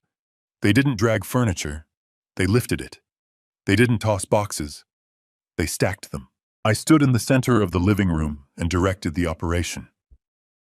That grandfather clock, I said, pointing to the 7-foot-tall mahogany timepiece in the corner. I built the casing for that in 1982. Rapid in triple padding. 2 men lifted the heavy clock as if it were made of balsa wood. As they carried it out, the rhythmic ticking that had been the heartbeat of this house for 3 years suddenly stopped. The silence that followed was heavy, but it wasn't empty. It was clean. Take the Persian rug, I ordered. Martha bought that on our honeymoon. It is too good for the muddy shoes of people who don't respect property. They rolled up the rug, revealing the hardwood floor underneath. There were scratches near the sofa where Kyle had been resting his feet. Scars on the floor I paid for. I went to the kitchen. I packed Martha's collection of hand-painted ceramic bowls myself. Each one was a memory. A trip to Santa Fe. A weekend in Vermont. Brian and Kimberly used them for popcorn and dog food. I wrapped each one in bubble wrap, sealing the memories away where they couldn't be tarnished. Within 3 hours, the house had been lobotomized. The warmth was gone. The character was gone. All that was left were the trendy, soulless pieces Brian and Kimberly had bought to impress their friends. The oversized leather sectional. The abstract art that looked like spilled paint. The massive television. Without my antiques to anchor the space, their furniture looked cheap and out of place like props on a bad movie set. I did a final walkthrough. The guest room was bare. The study was stripped of my books and my drafting table. The garage was empty of my tools. I was ghosting them. But unlike a ghost, I was taking the walls with me. At 4 p.m., a black sedan pulled into the driveway behind the moving truck. It was James Morrison, and he wasn't alone. A tall, severe-looking man in a charcoal suit stepped out of the passenger side. This was Marcus Sterling, the acquisitions director for Apex Commercial Development. James had called him an hour after I left his office. Apex had been trying to buy this block for 5 years. They wanted to tear down these old colonials and put up a mixed-use office complex. Brian had always refused their offers, claiming he wanted to preserve the neighborhood's integrity, which was rich, coming from a man who had no integrity of his own. Thomas James said as we shook hands on the porch, "This is Mr. Sterling. He has the paperwork ready," Mr. Miller Sterling said. His grip was firm, his eyes assessing the property not as a home but as square footage. "I understand you are motivated to liquidate your position immediately." "I am," I said. "I own 51% of this property. I have the controlling interest. I want to sell my share to you effective immediately." Sterling nodded, looking at the house. "We have reviewed the title with Mr. Morrison. Your position is solid. If we acquire your 51%, we become tenants in common with your son. Since we have no interest in cohabitating with him, we will immediately file for a forced sale of the entire property to liquidate the asset. Or we will charge him market rate rent for his 49% usage until he buys us out, which your lawyer indicates he cannot do." "He definitely cannot," I said, thinking of the $2 million in debt Brian was drowning in. "Excellent," Sterling said. He didn't smile. This was just business. A line item on a spreadsheet. "We are prepared to offer you $850,000 for your interest. It is slightly below market value, but it is a cash offer wire transfer today, closing in 72 hours. $850,000. It was $300,000 less than my share was theoretically worth on paper. But paper value means nothing if you have to spend 2 years in court fighting a guardianship petition. This was cash. This was a war chest. This was a weapon." "Done," I said, without hesitation. We didn't even go inside. We used the hood of Sterling's sedan as a desk. I signed the quitclaim deed, transferring my interest to Apex Commercial Development. I signed the assignment of rights. I signed the affidavit confirming that I was of sound mind and acting of my own free will. James notarized every signature on the spot with his portable kit. With the final stroke of the pen, I ceased to be the owner of the home my son lived in. I was now a stranger, and Brian was no longer living in his father's house. He was living in a corporate asset owned by a developer known for its aggressive eviction tactics. "The transfer is initiated," Sterling said, tapping on his tablet. "You should see the funds in your account within the hour." "What about possession?" I asked. "We take formal possession in 3 days," Sterling said. "Tuesday morning. We will send a team to secure the property and assess it for demolition. We will post the notice of new ownership on the door today." "Perfect," I said. Sterling got back in his car. James lingered for a moment. Thomas James said quietly, "You know what this means, right? When they come back. When they come back, they will find out that they are trespassers." I finished. "They wanted me out of the house. I am out. I just sold my way out." James shook his head, a mixture of awe and fear in his eyes. "Remind me never to cross you, Thomas." I patted him on the shoulder. "You are paid to be on my side, James. Keep it that way." James drove off. The moving truck was already gone, headed for the climate-controlled storage facility I had rented under a Shell LLC. I was alone on the driveway. My phone buzzed. I checked the notification. Bank alert, incoming wire transfer. $850,000. Available balance $4,650,000. I stared at the number. It was enough money to buy a house on the beach. It was enough money to travel the world for the rest of my life. It was enough money to ensure that I never ever had to rely on anyone again. I walked up to the front door for the final time. I had the key in my hand, but I didn't use it. Instead, I took the thick envelope Sterling had left for me. Inside was a heavy-gauge waterproof sticker. "Property of Apex Commercial Development. No trespassing. For inquiries, contact Asset Management." I peeled the backing off the sticker. I placed it right in the center of the heavy oak door covering the brass knocker I had polished just last week. I pressed it down firmly, smoothing out the air bubbles. It looked ugly. It looked industrial. It looked final. Then I took the eviction notice James had prepared earlier. I taped it right below the sticker. "Notice to occupants, Brian Miller and Kimberly Miller. Your tenancy is hereby terminated." I stepped back to admire my work. It was a masterpiece of bureaucratic violence. I checked the time. 6 p.m. The Sea Sovereign would be well into international waters by now. The casinos would be opening. The buffet would be serving dinner. And Kimberly would be reaching for that credit card any minute now. I got into my truck. I felt a strange sensation in my chest. It wasn't guilt. It wasn't regret. It was the feeling of a heavy load being lifted. The weight of expectation, the weight of trying to save people who didn't want to be saved, was gone. I backed out of the driveway. I didn't look at the house in the rearview mirror. I looked at the road ahead.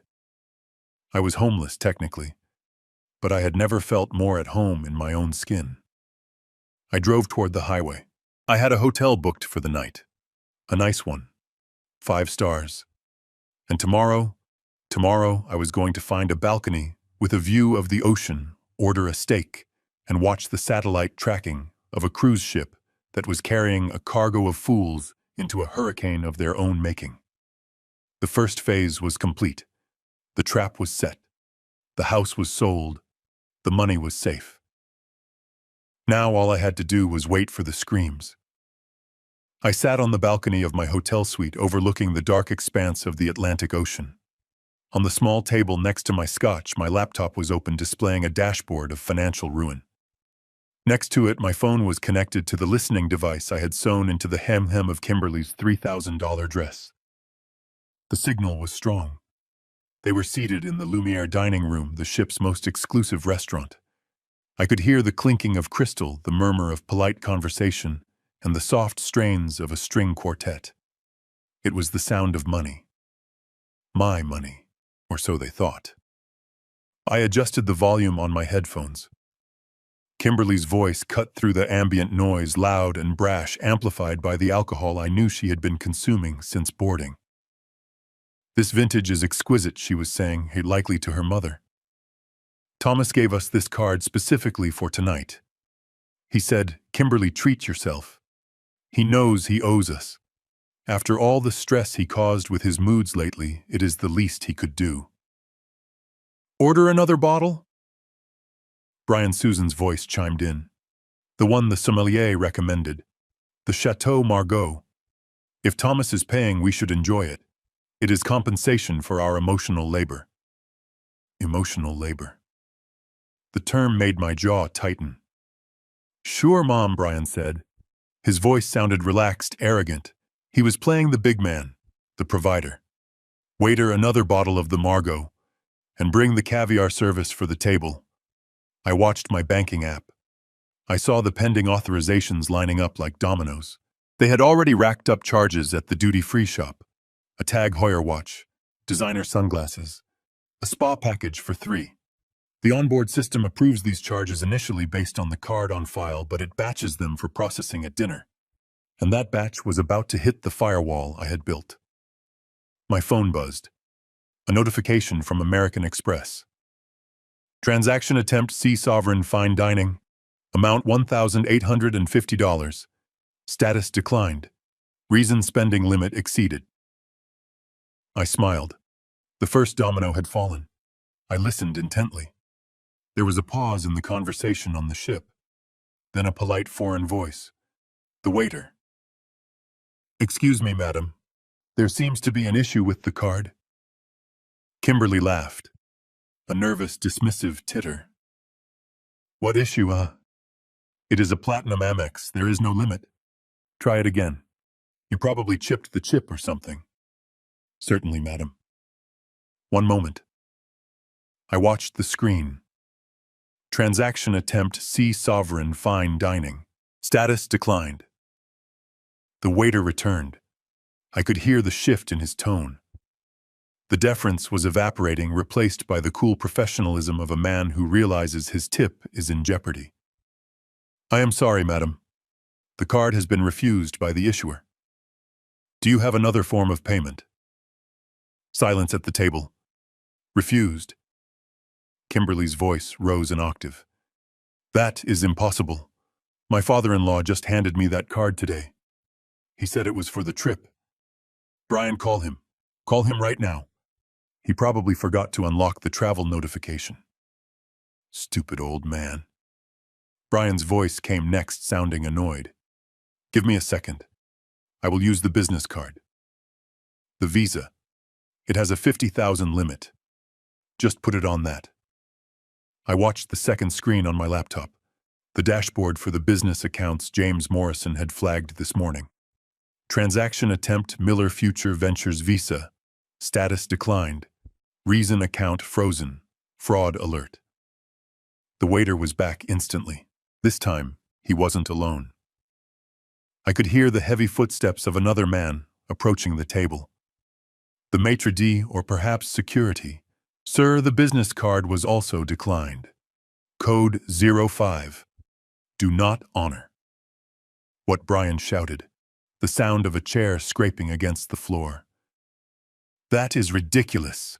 I am the CEO. That account is liquid. Sir, please lower your voice," the new man said. His voice was deep, authoritative. "We have a problem. The onboard system has just updated your folio. The charges you accumulated in the shops and the spa earlier, none of them have cleared. The primary payment method on file has been revoked." Revoked. A beautiful word. I stared at my phone. It began to ring. Brian's face appeared on the screen. I let it ring. I imagined him standing there, sweating in his linen suit, the eyes of the entire dining room boring into him. The other passengers, the wealthy elite they wanted so desperately to impress, were watching the facade crumble. The phone stopped ringing. Then it started again immediately. Kimberly this time. I silenced the ringer. I wasn't going to interrupt the performance. On the audio feed, panic was setting in. "My card is at the bottom of my bag in the room," Susan hissed. "And it has a daily limit." "Bob, do you have your wallet?" "I didn't bring my wallet to dinner, Susan," Bob snapped. "It is an all-inclusive cruise. I thought Thomas paid for everything." "He did pay," Kimberly screeched. He must have messed something up. That senile idiot. He probably canceled the wrong card by mistake." "Sir, madam," the security officer said, "the current outstanding balance on your folio is $7,420. Until this is settled, we cannot serve you any further. And per maritime regulations regarding unpaid debts of this magnitude, we need you to accompany us to the purser's office immediately to arrange payment. If payment cannot be secured, we will have to restrict your access to the cabin." Restrict access. That meant locking them out. "You are kicking us out of dinner," Kimberly demanded. "Do you know who we are?" "We are in the royal suite." "We know which suite you are in, ma'am," the officer said coldly. "But the payment for the suite itself is now showing a chargeback warning from the booking agency." James Morrison was efficient. He must have disputed the original travel charge as unauthorized use of funds. He was nuking the bridge while they were still standing on it. "This is a mistake," Brian yelled. "I am calling my lawyer." "You can make calls from the office, sir." "Please. People are trying to eat." I heard the sounds of a struggle, not physical, but the struggle of dignity dying. Chairs moving. Whispers from neighboring tables. "Look at them," a woman's voice drifted in from the background. "Grifters." I knew that watch was too big for his wrist. The walk of shame. I closed my eyes and pictured it. Kimberly in my dress, the dress with the bug, marching past the buffet line flanked by security guards. Brian trailing behind, furiously tapping on his dead phone. Susan and Bob, heads down their free vacation, turning into a hostage situation. The audio feed shifted. They were walking down a corridor. The ambient noise changed to the quiet hum of the ship's administrative deck. A door opened and closed. "Sit down," a new voice said. "The purser. We need a valid credit card, now, or we disembark you at the next port, which is 3 days away. In the meantime, you will be confined to quarters." "I don't have $7,000 liquid," Brian confessed, his voice cracking. "My assets are tied up in investments." I leaned forward. This was the moment. The truth was bleeding out. "You said you had $2 million in capital," Susan shouted. "You told us you were rich." "I am," Brian yelled back. "But it is leveraged, and Dad must have done something. He must have pushed a button." "He pushed the eject button, son," I said to the empty hotel room. "So who is paying?" The purser asked, bored. There was a long, heavy silence, the sound of heavy breathing, the sound of a reality check bouncing off the walls. Bob, Susan said softly, "The emergency card. The one for your hip surgery." "Susan, no," Bob groaned. "That is my IRA money. The penalty fees. We have to, Bob. We can't go to cruise jail. We are humiliated enough." I heard the sound of Velcro tearing, a wallet opening, the slow, reluctant slide of a plastic card across a desk. Visa, the purser narrated. "Debit. Let's see." A pause. A long, agonizing pause. "Approved," the purser said. I heard Bob let out a sound that was half sob, half whimper. $7,000.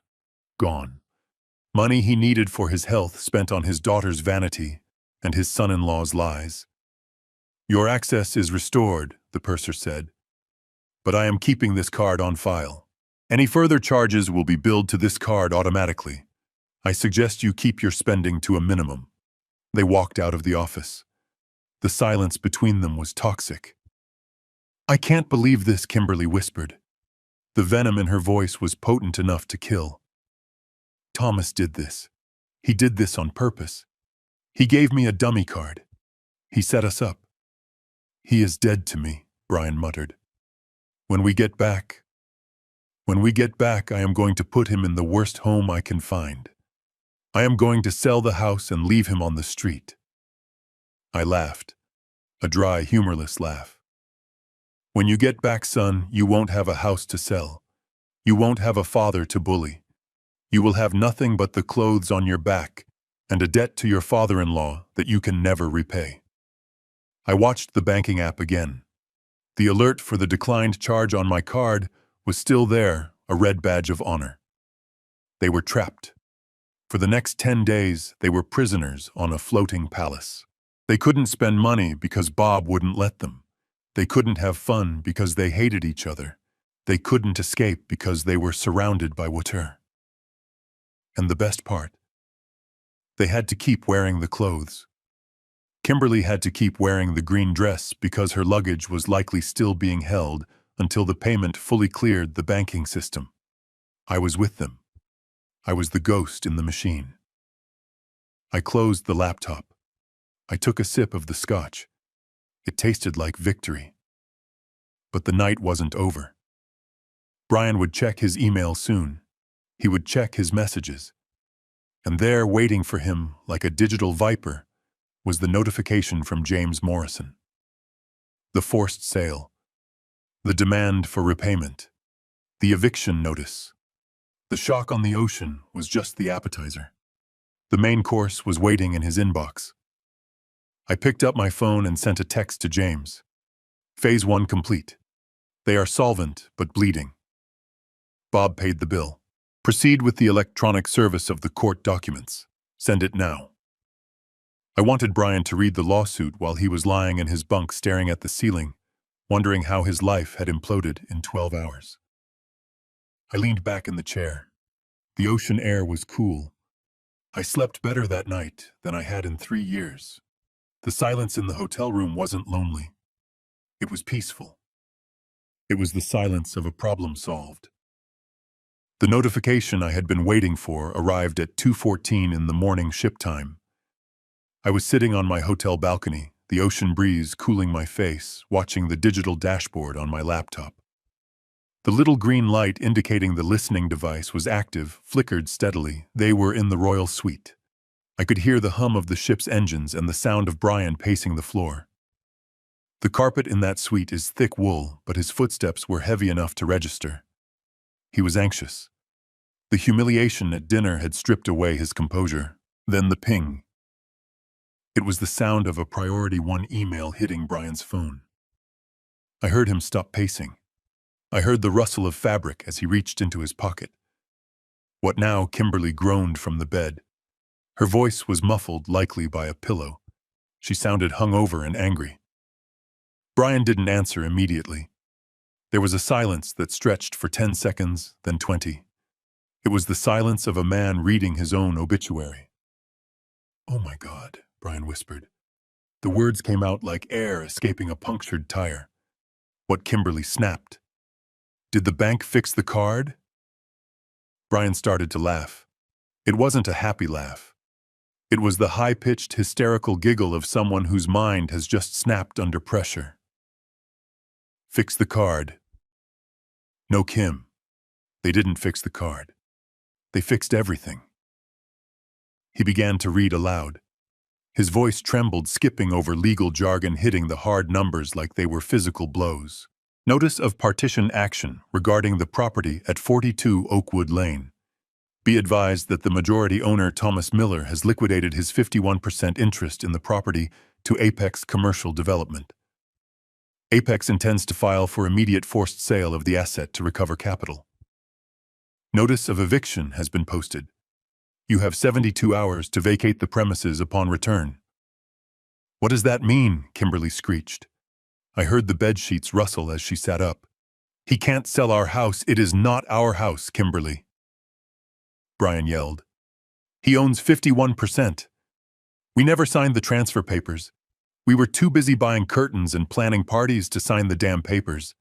He sold it. He sold the ground out from under us. There is more. Brian continued, his voice rising in panic. Demand for repayment of informal loans. The car. The wedding. The Paris trip. He has reclassified everything as demand notes. He is suing us for $2.5 million, Kim. He froze the business accounts. He contacted the lenders. My line of credit is gone. Kimberly was silent for a moment. Then she asked the question that revealed her true priority. What about the shop shares, the remaining equity? You said we could sell that to pay Kyle's bookie. You said that was our safety net. Brian was typing furiously on his phone now. I could hear the haptic feedback clicks through the bug. He was trying to log into the brokerage account.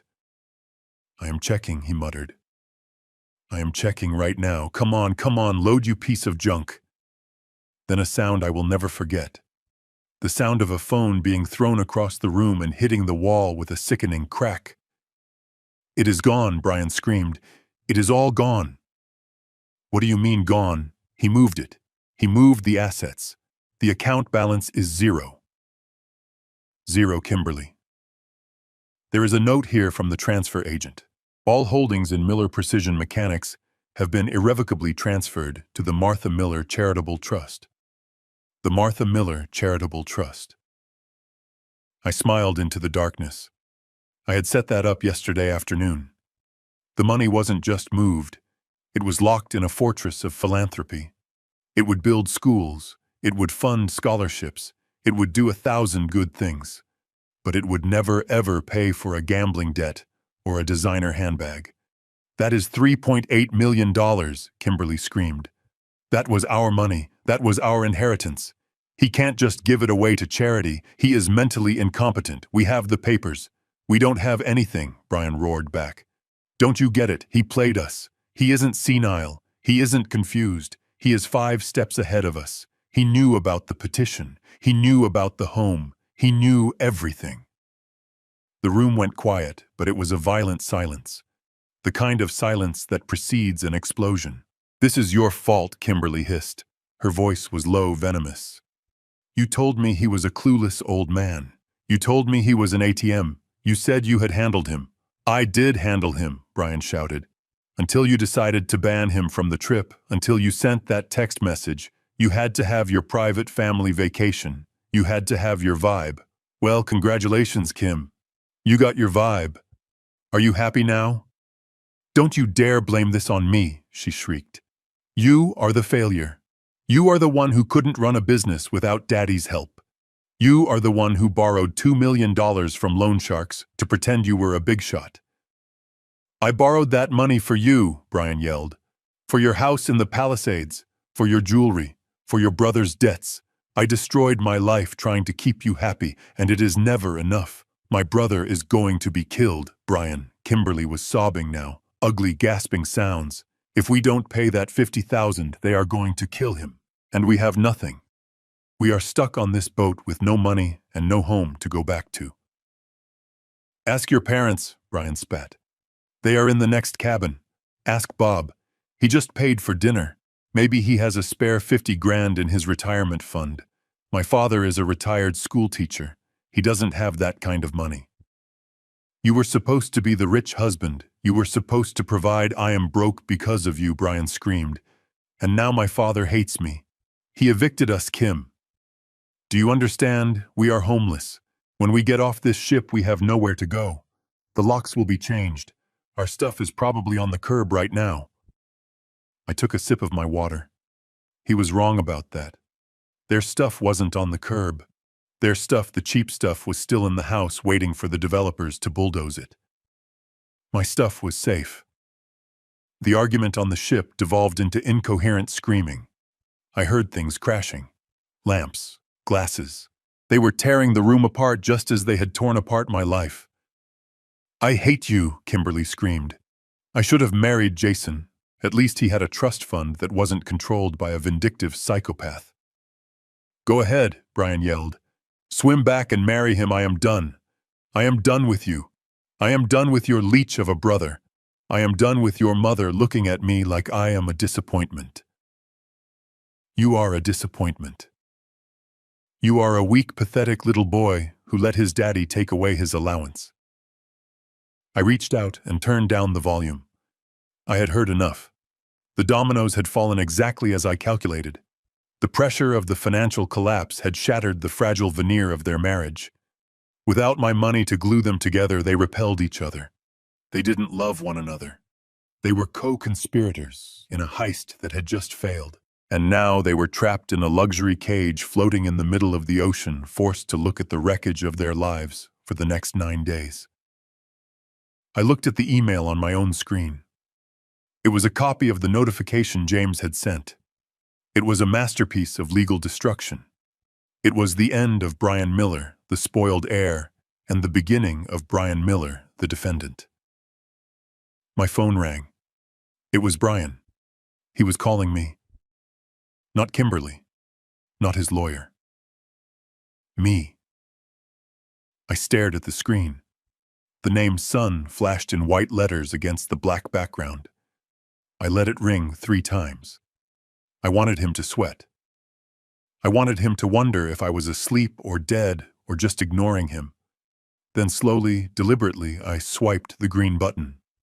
I didn't say hello. I just held the phone to my ear and waited. I listened to his breathing.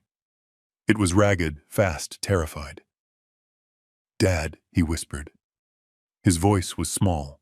It sounded like the voice of the 6-year-old boy who had broken a window playing baseball. But this wasn't a window. This was a life. "Dad. Are you there, please? Pick up." "I am here, Brian," I said. My voice was calm, steady, the voice of a man who has nothing left to lose. "Dad, I got an email," he stammered. "From James. It says you sold the house. It says you moved the money. Dad, please tell me this is a mistake. Tell me you didn't do this. We are on the ship. We can't fix this from here." "There is nothing to fix, Brian," I said.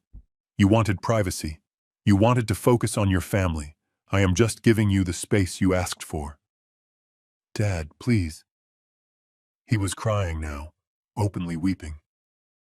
"We have no money. The cards are declined. They are going to kick us off the ship. And the house? Where are we supposed to live?" "That sounds like a problem for a man with a $2 million business plan," I said. "Or maybe you can ask your wife's family for help. They seem very supportive of your marriage." "Dad, stop. I am sorry." "Okay, I am sorry about the text. I am sorry we left you. Just please unlock the accounts. Don't sell the house. I will do anything." "It is not about the text, Brian," I said, my voice hardening. "It is about the brochure in your trash can. It is about the petition to declare me incompetent. It is about the conversation I heard in your office when you called me a clueless old man." The silence on the other end was absolute. He stopped breathing. He knew. He knew that I knew. You heard that," he whispered. "I heard everything I said. I heard you planning to sell my company to pay a bookie. I heard you planning to put me in a state facility. I heard you laughing about unplugging the machine. Dad." "No, Well, Brian, I cut him off. The machine is unplugged. But unfortunately for you, the cash drawer is locked. Dad, please." "The house is gone, Brian. It belongs to Apex Development now. It will likely be a parking lot by Christmas. The money is in a trust. It belongs to people who actually deserve it. And as for me, I am disappearing, just like Kimberly wanted. I am not your ATM anymore. I am just a ghost." "Dad, wait. Don't hang up." "Dad, I didn't hang up immediately. I let him scream my name one last time. I wanted to remember that sound, not because I enjoyed his pain, but because I needed to remember why I had to do this. I needed to remember that the man screaming on the other end wasn't my son. He was a stranger who had tried to bury me alive. "Goodbye, Brian," I said. Good luck with the privacy. I ended the call. I powered down the phone. I closed the laptop. I sat there in the dark listening to the ocean. I felt a profound sense of exhaustion, but underneath it, a bedrock of peace. It was done. The cord was cut. I stood up and walked to the railing. I looked out at the horizon. Somewhere out there, my son was holding a dead phone, realizing that his life was over. And for the first time in 3 years, mine was just beginning. My phone did not stop ringing after I hung up. It buzzed and vibrated on the glass table like an angry insect. Brian, Kimberly, even Susan. They were calling in a frenzy, passing the phone around, desperate to find a crack in the wall I had built. I watched the screen light up with their names over and over again. It was pathetic. It was the digital equivalent of banging on a locked door in the middle of a storm. I poured myself another finger of scotch. I wasn't drinking to forget. I was drinking to celebrate the return of my self-respect.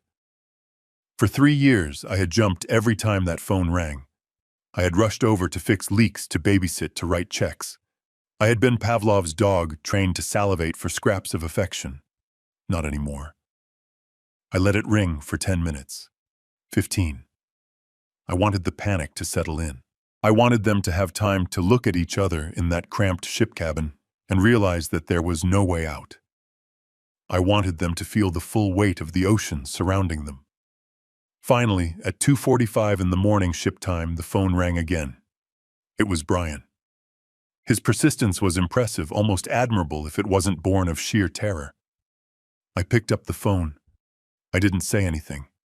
I just breathed into the receiver. Dad Brian's voice was a wreck. It was hoarse, broken, stripped of all the arrogance he had worn just 12 hours ago. Dad, please, don't hang up again, please, we need to talk. Talk, I said. One word. Simple. Efficient. Dad. What are you doing? Brian wailed. He sounded like he was hyperventilating. I just checked the home security feed. The cameras are offline. The smart locks aren't responding.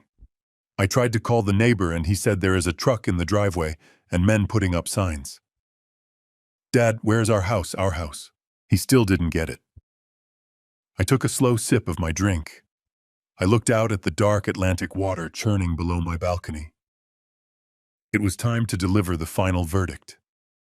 The payoff. Brian listened to me very carefully, I said. My voice was calm, almost conversational. It was the tone of a man explaining the laws of physics. You asked for this. You and Kimberly made a very specific request. What request? Brian sobbed. We just wanted a vacation, no. I corrected him. You wanted privacy. You wanted me out of the picture. You sent me a text message saying you wanted just family. You wanted space to focus on your marriage without the old man hovering around. Dad, that was just... So I continued cutting him off, as Kimberly requested. I have disappeared. I have removed myself completely, so you kids could have your private space. I cleaned out my room. I cleaned out the garage. I removed every trace of my existence from that property. But the locks, Brian screamed. The signs. What did you do? I sold my interest, Brian. I sold my 51% stake to Apex Commercial Development. They are a very aggressive firm. They don't want a residential tenant. That house is now the site office for a construction group. They are going to use it as a headquarters while they rezone the block for a strip mall. Silence. The kind of silence that rings in your ears. A strip mall, Brian whispered. Yes, I said. They start demolition on the interior Tuesday morning. Your furniture, the stuff the movers didn't take, will likely be put out on the curb. I suggest you call a friend to pick it up, although I don't think you have many friends left after borrowing money from half the town. Dad. You can't do this, Brian pleaded. We have nowhere to go. When we get back, we will be homeless. We have no money. We have debt. We have a baby on the way. No, wait, we don't even have that. We have nothing. You have your privacy, I reminded him. And you have each other. Isn't that what you wanted? To save your marriage? Well, now you have a real challenge to bond over. Survival. Dad, please, I am begging you, help us. Just this once, I leaned forward in my chair. This was it. The line I had been waiting to deliver since I found that brochure in the trash can. I am helping you, Brian. I am teaching you a lesson about consequences. And as for your living situation, I paused for effect. Good luck finding a new place better than the nursing home you planned for me.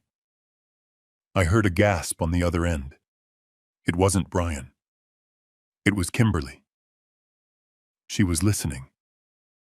You knew about the golden horizon, she whispered. Her voice was trembling.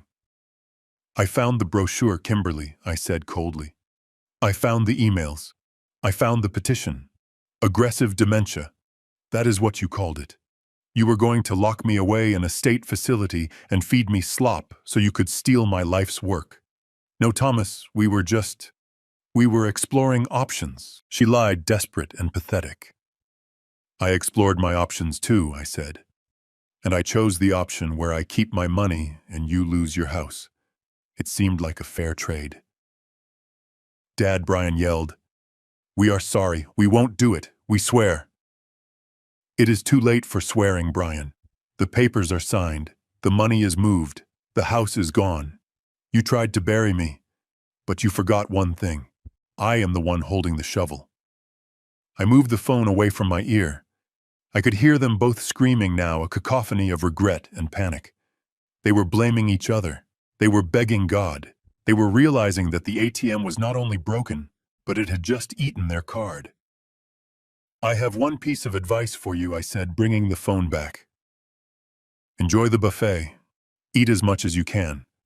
Because when you step off that ship in 10 days, the real hunger begins. I didn't wait for a response. I pressed the red button. Then I did the one thing that makes a breakup final. I opened the settings menu. I scrolled down to Brian's contact. Block caller. I did the same for Kimberly, for Susan, for Bob. I set the phone down on the table. It was over. The silence returned to the hotel room, but this time it wasn't heavy. It was light. It was clean. I looked at the laptop screen one last time. The bug was still recording. I could hear them sobbing in the cabin. I could hear Susan yelling at Bob for paying the bill. I could hear the disintegration of a family that never really existed in the first place. I reached out and closed the laptop. I didn't need to listen anymore. I knew how the story ended. I stood up and walked to the railing of the balcony. The ocean was black and vast, stretching out to the horizon. It was terrifying to some, but to me, it looked like freedom. I was 70 years old. I had $4 million in the bank. I had my health. And for the first time in my life, I had no obligations to anyone but myself. I thought about Martha. I thought about how she would have reacted. She would have cried for Brian, certainly. She was a mother. But she was also a woman who believed in justice. She would have stood by me. She would have understood that you cannot save someone who is trying to drown you. I raised my glass of scotch to the moon. To privacy, I said aloud. I drank the scotch. It burned, then settled warm in my chest. I went back inside and lay down on the crisp hotel sheets. Tomorrow I would wake up when I wanted. I would eat a steak for breakfast if I felt like it. I would call a travel agent and book a trip. Not a cruise. Maybe a safari. Maybe a trip to Japan to see the high-speed trains. Something precise. Something efficient. My son was on a ship to nowhere. I was on solid ground. I closed my eyes and fell into a deep, dreamless sleep. The kind of sleep you only get when the job is done right. The kind of sleep you earn. Is this the payback they deserved? Hit.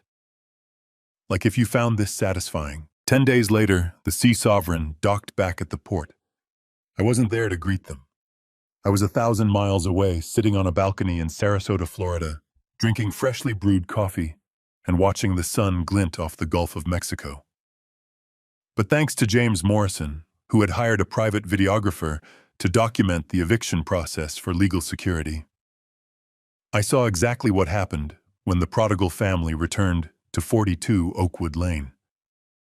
The footage was grainy, taken from a parked car across the street, but it was high definition enough to see the exhaustion etched into their faces. They arrived in a yellow taxi, not a luxury car service. They looked haggard. Kimberly's hair was frizzy, stripped of its usual salon sheen. Brian wore the same linen shirt he had boarded with, now wrinkled and stained. Susan and Bob looked like they had aged 10 years in 10 days. Kyle was nowhere to be seen, likely having abandoned ship the moment they docked to escape the tension. They stood on the sidewalk, surrounded by their expensive luggage, staring at the house. Or rather, what was left of it. The manicured lawn was gone, churned up by heavy machinery. A massive dumpster sat in the driveway, filled with the debris of their renovations. The custom cabinets Kimberly loved were splintered wood sticking out of the top.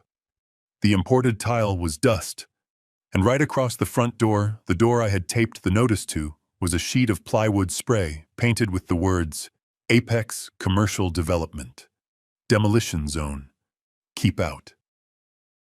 I watched Brian walk up the driveway. He moved like a sleepwalker. He tried to punch the code into the garage keypad. Nothing happened. The power had been cut. He went to the front door and tried his key. It didn't fit. I had changed the cylinders myself before I left. He started pounding on the plywood. "Open up!" he screamed. His voice was thin, desperate. "This is my house. I live here." A man in a hard hat walked out from the side of the house. It was the site foreman. He held a clipboard and looked at Brian with the indifference of a man who deals with trespassers every day. "You need to clear out," the foreman said. "This is a construction site. Liability hazard." "I live here," Brian yelled, pointing at the boarded-up window. "My stuff is in there." "Your stuff is at the city dump, buddy," the foreman said, checking his clipboard. "We cleared the interior 48 hours ago per the owner's instructions. Anything not claimed by Friday noon was designated as refuse. We gave you notice?" "Notice," Kimberly shrieked, running up the driveway. "We were on a boat. We didn't have phone service. You threw away my clothes, my furniture." The foreman shrugged. "Take it up with the previous owner. Now move your bags before I call the cops. We have a bulldozer coming in at 2 o'clock. Kimberly collapsed onto one of her Louis Vuitton suitcases. She put her head in her hands and started to sob. It wasn't the fake crying she used to manipulate me. This was the real ugly sound of someone realizing they have hit absolute rock bottom. Susan and Bob stood on the sidewalk looking around nervously, terrified that one of their country club friends might drive by and see them destitute on the curb. But the worst was yet to come. As Brian stood there arguing with the foreman, a black sedan pulled up behind their taxi. 2 men in cheap suits got out. They weren't lawyers. They were detectives from the fraud division. I had authorized James to hand over the files on the business loans, the $2 million Brian had borrowed using fraudulent collateral. The forged signatures on the loan applications. It wasn't just a civil matter anymore. It was criminal fraud. "Mr. Miller," one of the detectives asked, flashing a badge. "Brian Miller." Brian turned around. He looked at the badge. He looked at the house. He looked at his wife, who was too busy crying over her lost wardrobe to notice her husband was about to be handcuffed. "Yes," Brian said. "We need you to come with us," the detective said. "We have some questions regarding a series of business loans taken out in the name of Miller Future Ventures and some irregularities regarding the collateral signatures of Thomas Miller." "I didn't do anything," Brian stammered, backing up against the dumpster. It was a misunderstanding. "My father, he will clear this up. Your father is the one who filed the complaint," the detective said, pulling out a pair of handcuffs. "Turn around, please." I watched as they cuffed my son in the driveway of the house I bought him. I watched as they put him in the back of the sedan. I watched Kimberly scream and run after the car, realizing too late that her meal ticket wasn't just broken, he was incarcerated. I closed the video file. I didn't feel joy. I didn't feel triumph. I felt a deep, quiet sense of closure. The machine had been broken. It was dangerous. It had to be decommissioned. I had done my job. I stood up and walked to the edge of the balcony. I walked back inside my apartment. It was a modest place, clean, modern, and uncluttered. On the dining table, there was a stack of brochures, not for nursing homes, for universities. Next to the brochures was a legal document I had signed this morning, the charter for the Martha Miller Scholarship Fund. I had taken the $3.8 million from the shop sale plus the $850,000 from the house, and I had put it all into the fund. It was designed to pay full tuition for engineering students from low-income families. Students who had the talent, but not the means. Students like I used to be. I picked up the first application. A young girl from Detroit. Straight A's. Worked 2 jobs to help her mother. Wanted to design prosthetic limbs. I smiled. This was family. Not by blood, but by spirit. This was the legacy Martha deserved. My phone rang. It was a number I didn't recognize, probably the jail or a public defender. I let it go to voicemail. I had blocked Brian, but the system still logged the attempts. He had called 12 times in the last hour. I didn't need to talk to him. There was nothing left to say. He had made his choices. He had chosen greed over loyalty. He had chosen appearance over substance. And now he was paying the bill. I walked into the kitchen and poured another cup of coffee. I looked at the calendar on the wall. Tomorrow I had a meeting with the dean of the local university to present the first check. Afterward, I was going fishing. Real fishing. On a boat I chartered for myself with a captain who didn't care about my net worth, only about whether the fish were biting. I took the photo of Martha out of my pocket and placed it on the counter. "We did it, Martha," I whispered. "We cleaned up the mess." I thought about Brian sitting in a holding cell, wondering where it all went wrong. He probably still blamed me. He probably told himself I was a cruel tyrant who punished him for no reason. He would never understand that I didn't punish him. I simply stopped protecting him from the consequences of his own actions. I took a sip of coffee. It was rich and dark, just the way I liked it. "Life always has a price, Brian," I said to the silent room. "You tried to steal it for free. But the invoice always comes due eventually." I walked back out to the balcony. The sun was setting, painting the sky in shades of purple and gold. It was beautiful. It was peaceful. It was mine. I was Thomas Miller. I was alone, but I was free. And for the first time in a long time, I was looking forward to tomorrow. Parental love is unconditional, but financial support should never be. The most painful lesson I learned wasn't in a machine shop, but in my own home by blindly shielding my son from reality. I wasn't helping him. I was crippling his character. A parent's duty isn't to be an eternal ATM, but to raise adults capable of standing on their own 2 feet. Setting boundaries against disrespect is not cruelty. It is the highest form of self-respect. Never let anyone, not even your own flesh and blood, mistake your kindness for weakness. Dignity has no expiration date. Do you think I went too far, or was this the exact wake-up call Brian and Kimberly needed? If you believe that respect must be mutual and actions have consequences, hit that like button and subscribe right now. Share this story with someone who needs to hear it. Let me know in the comments, justice served or too harsh.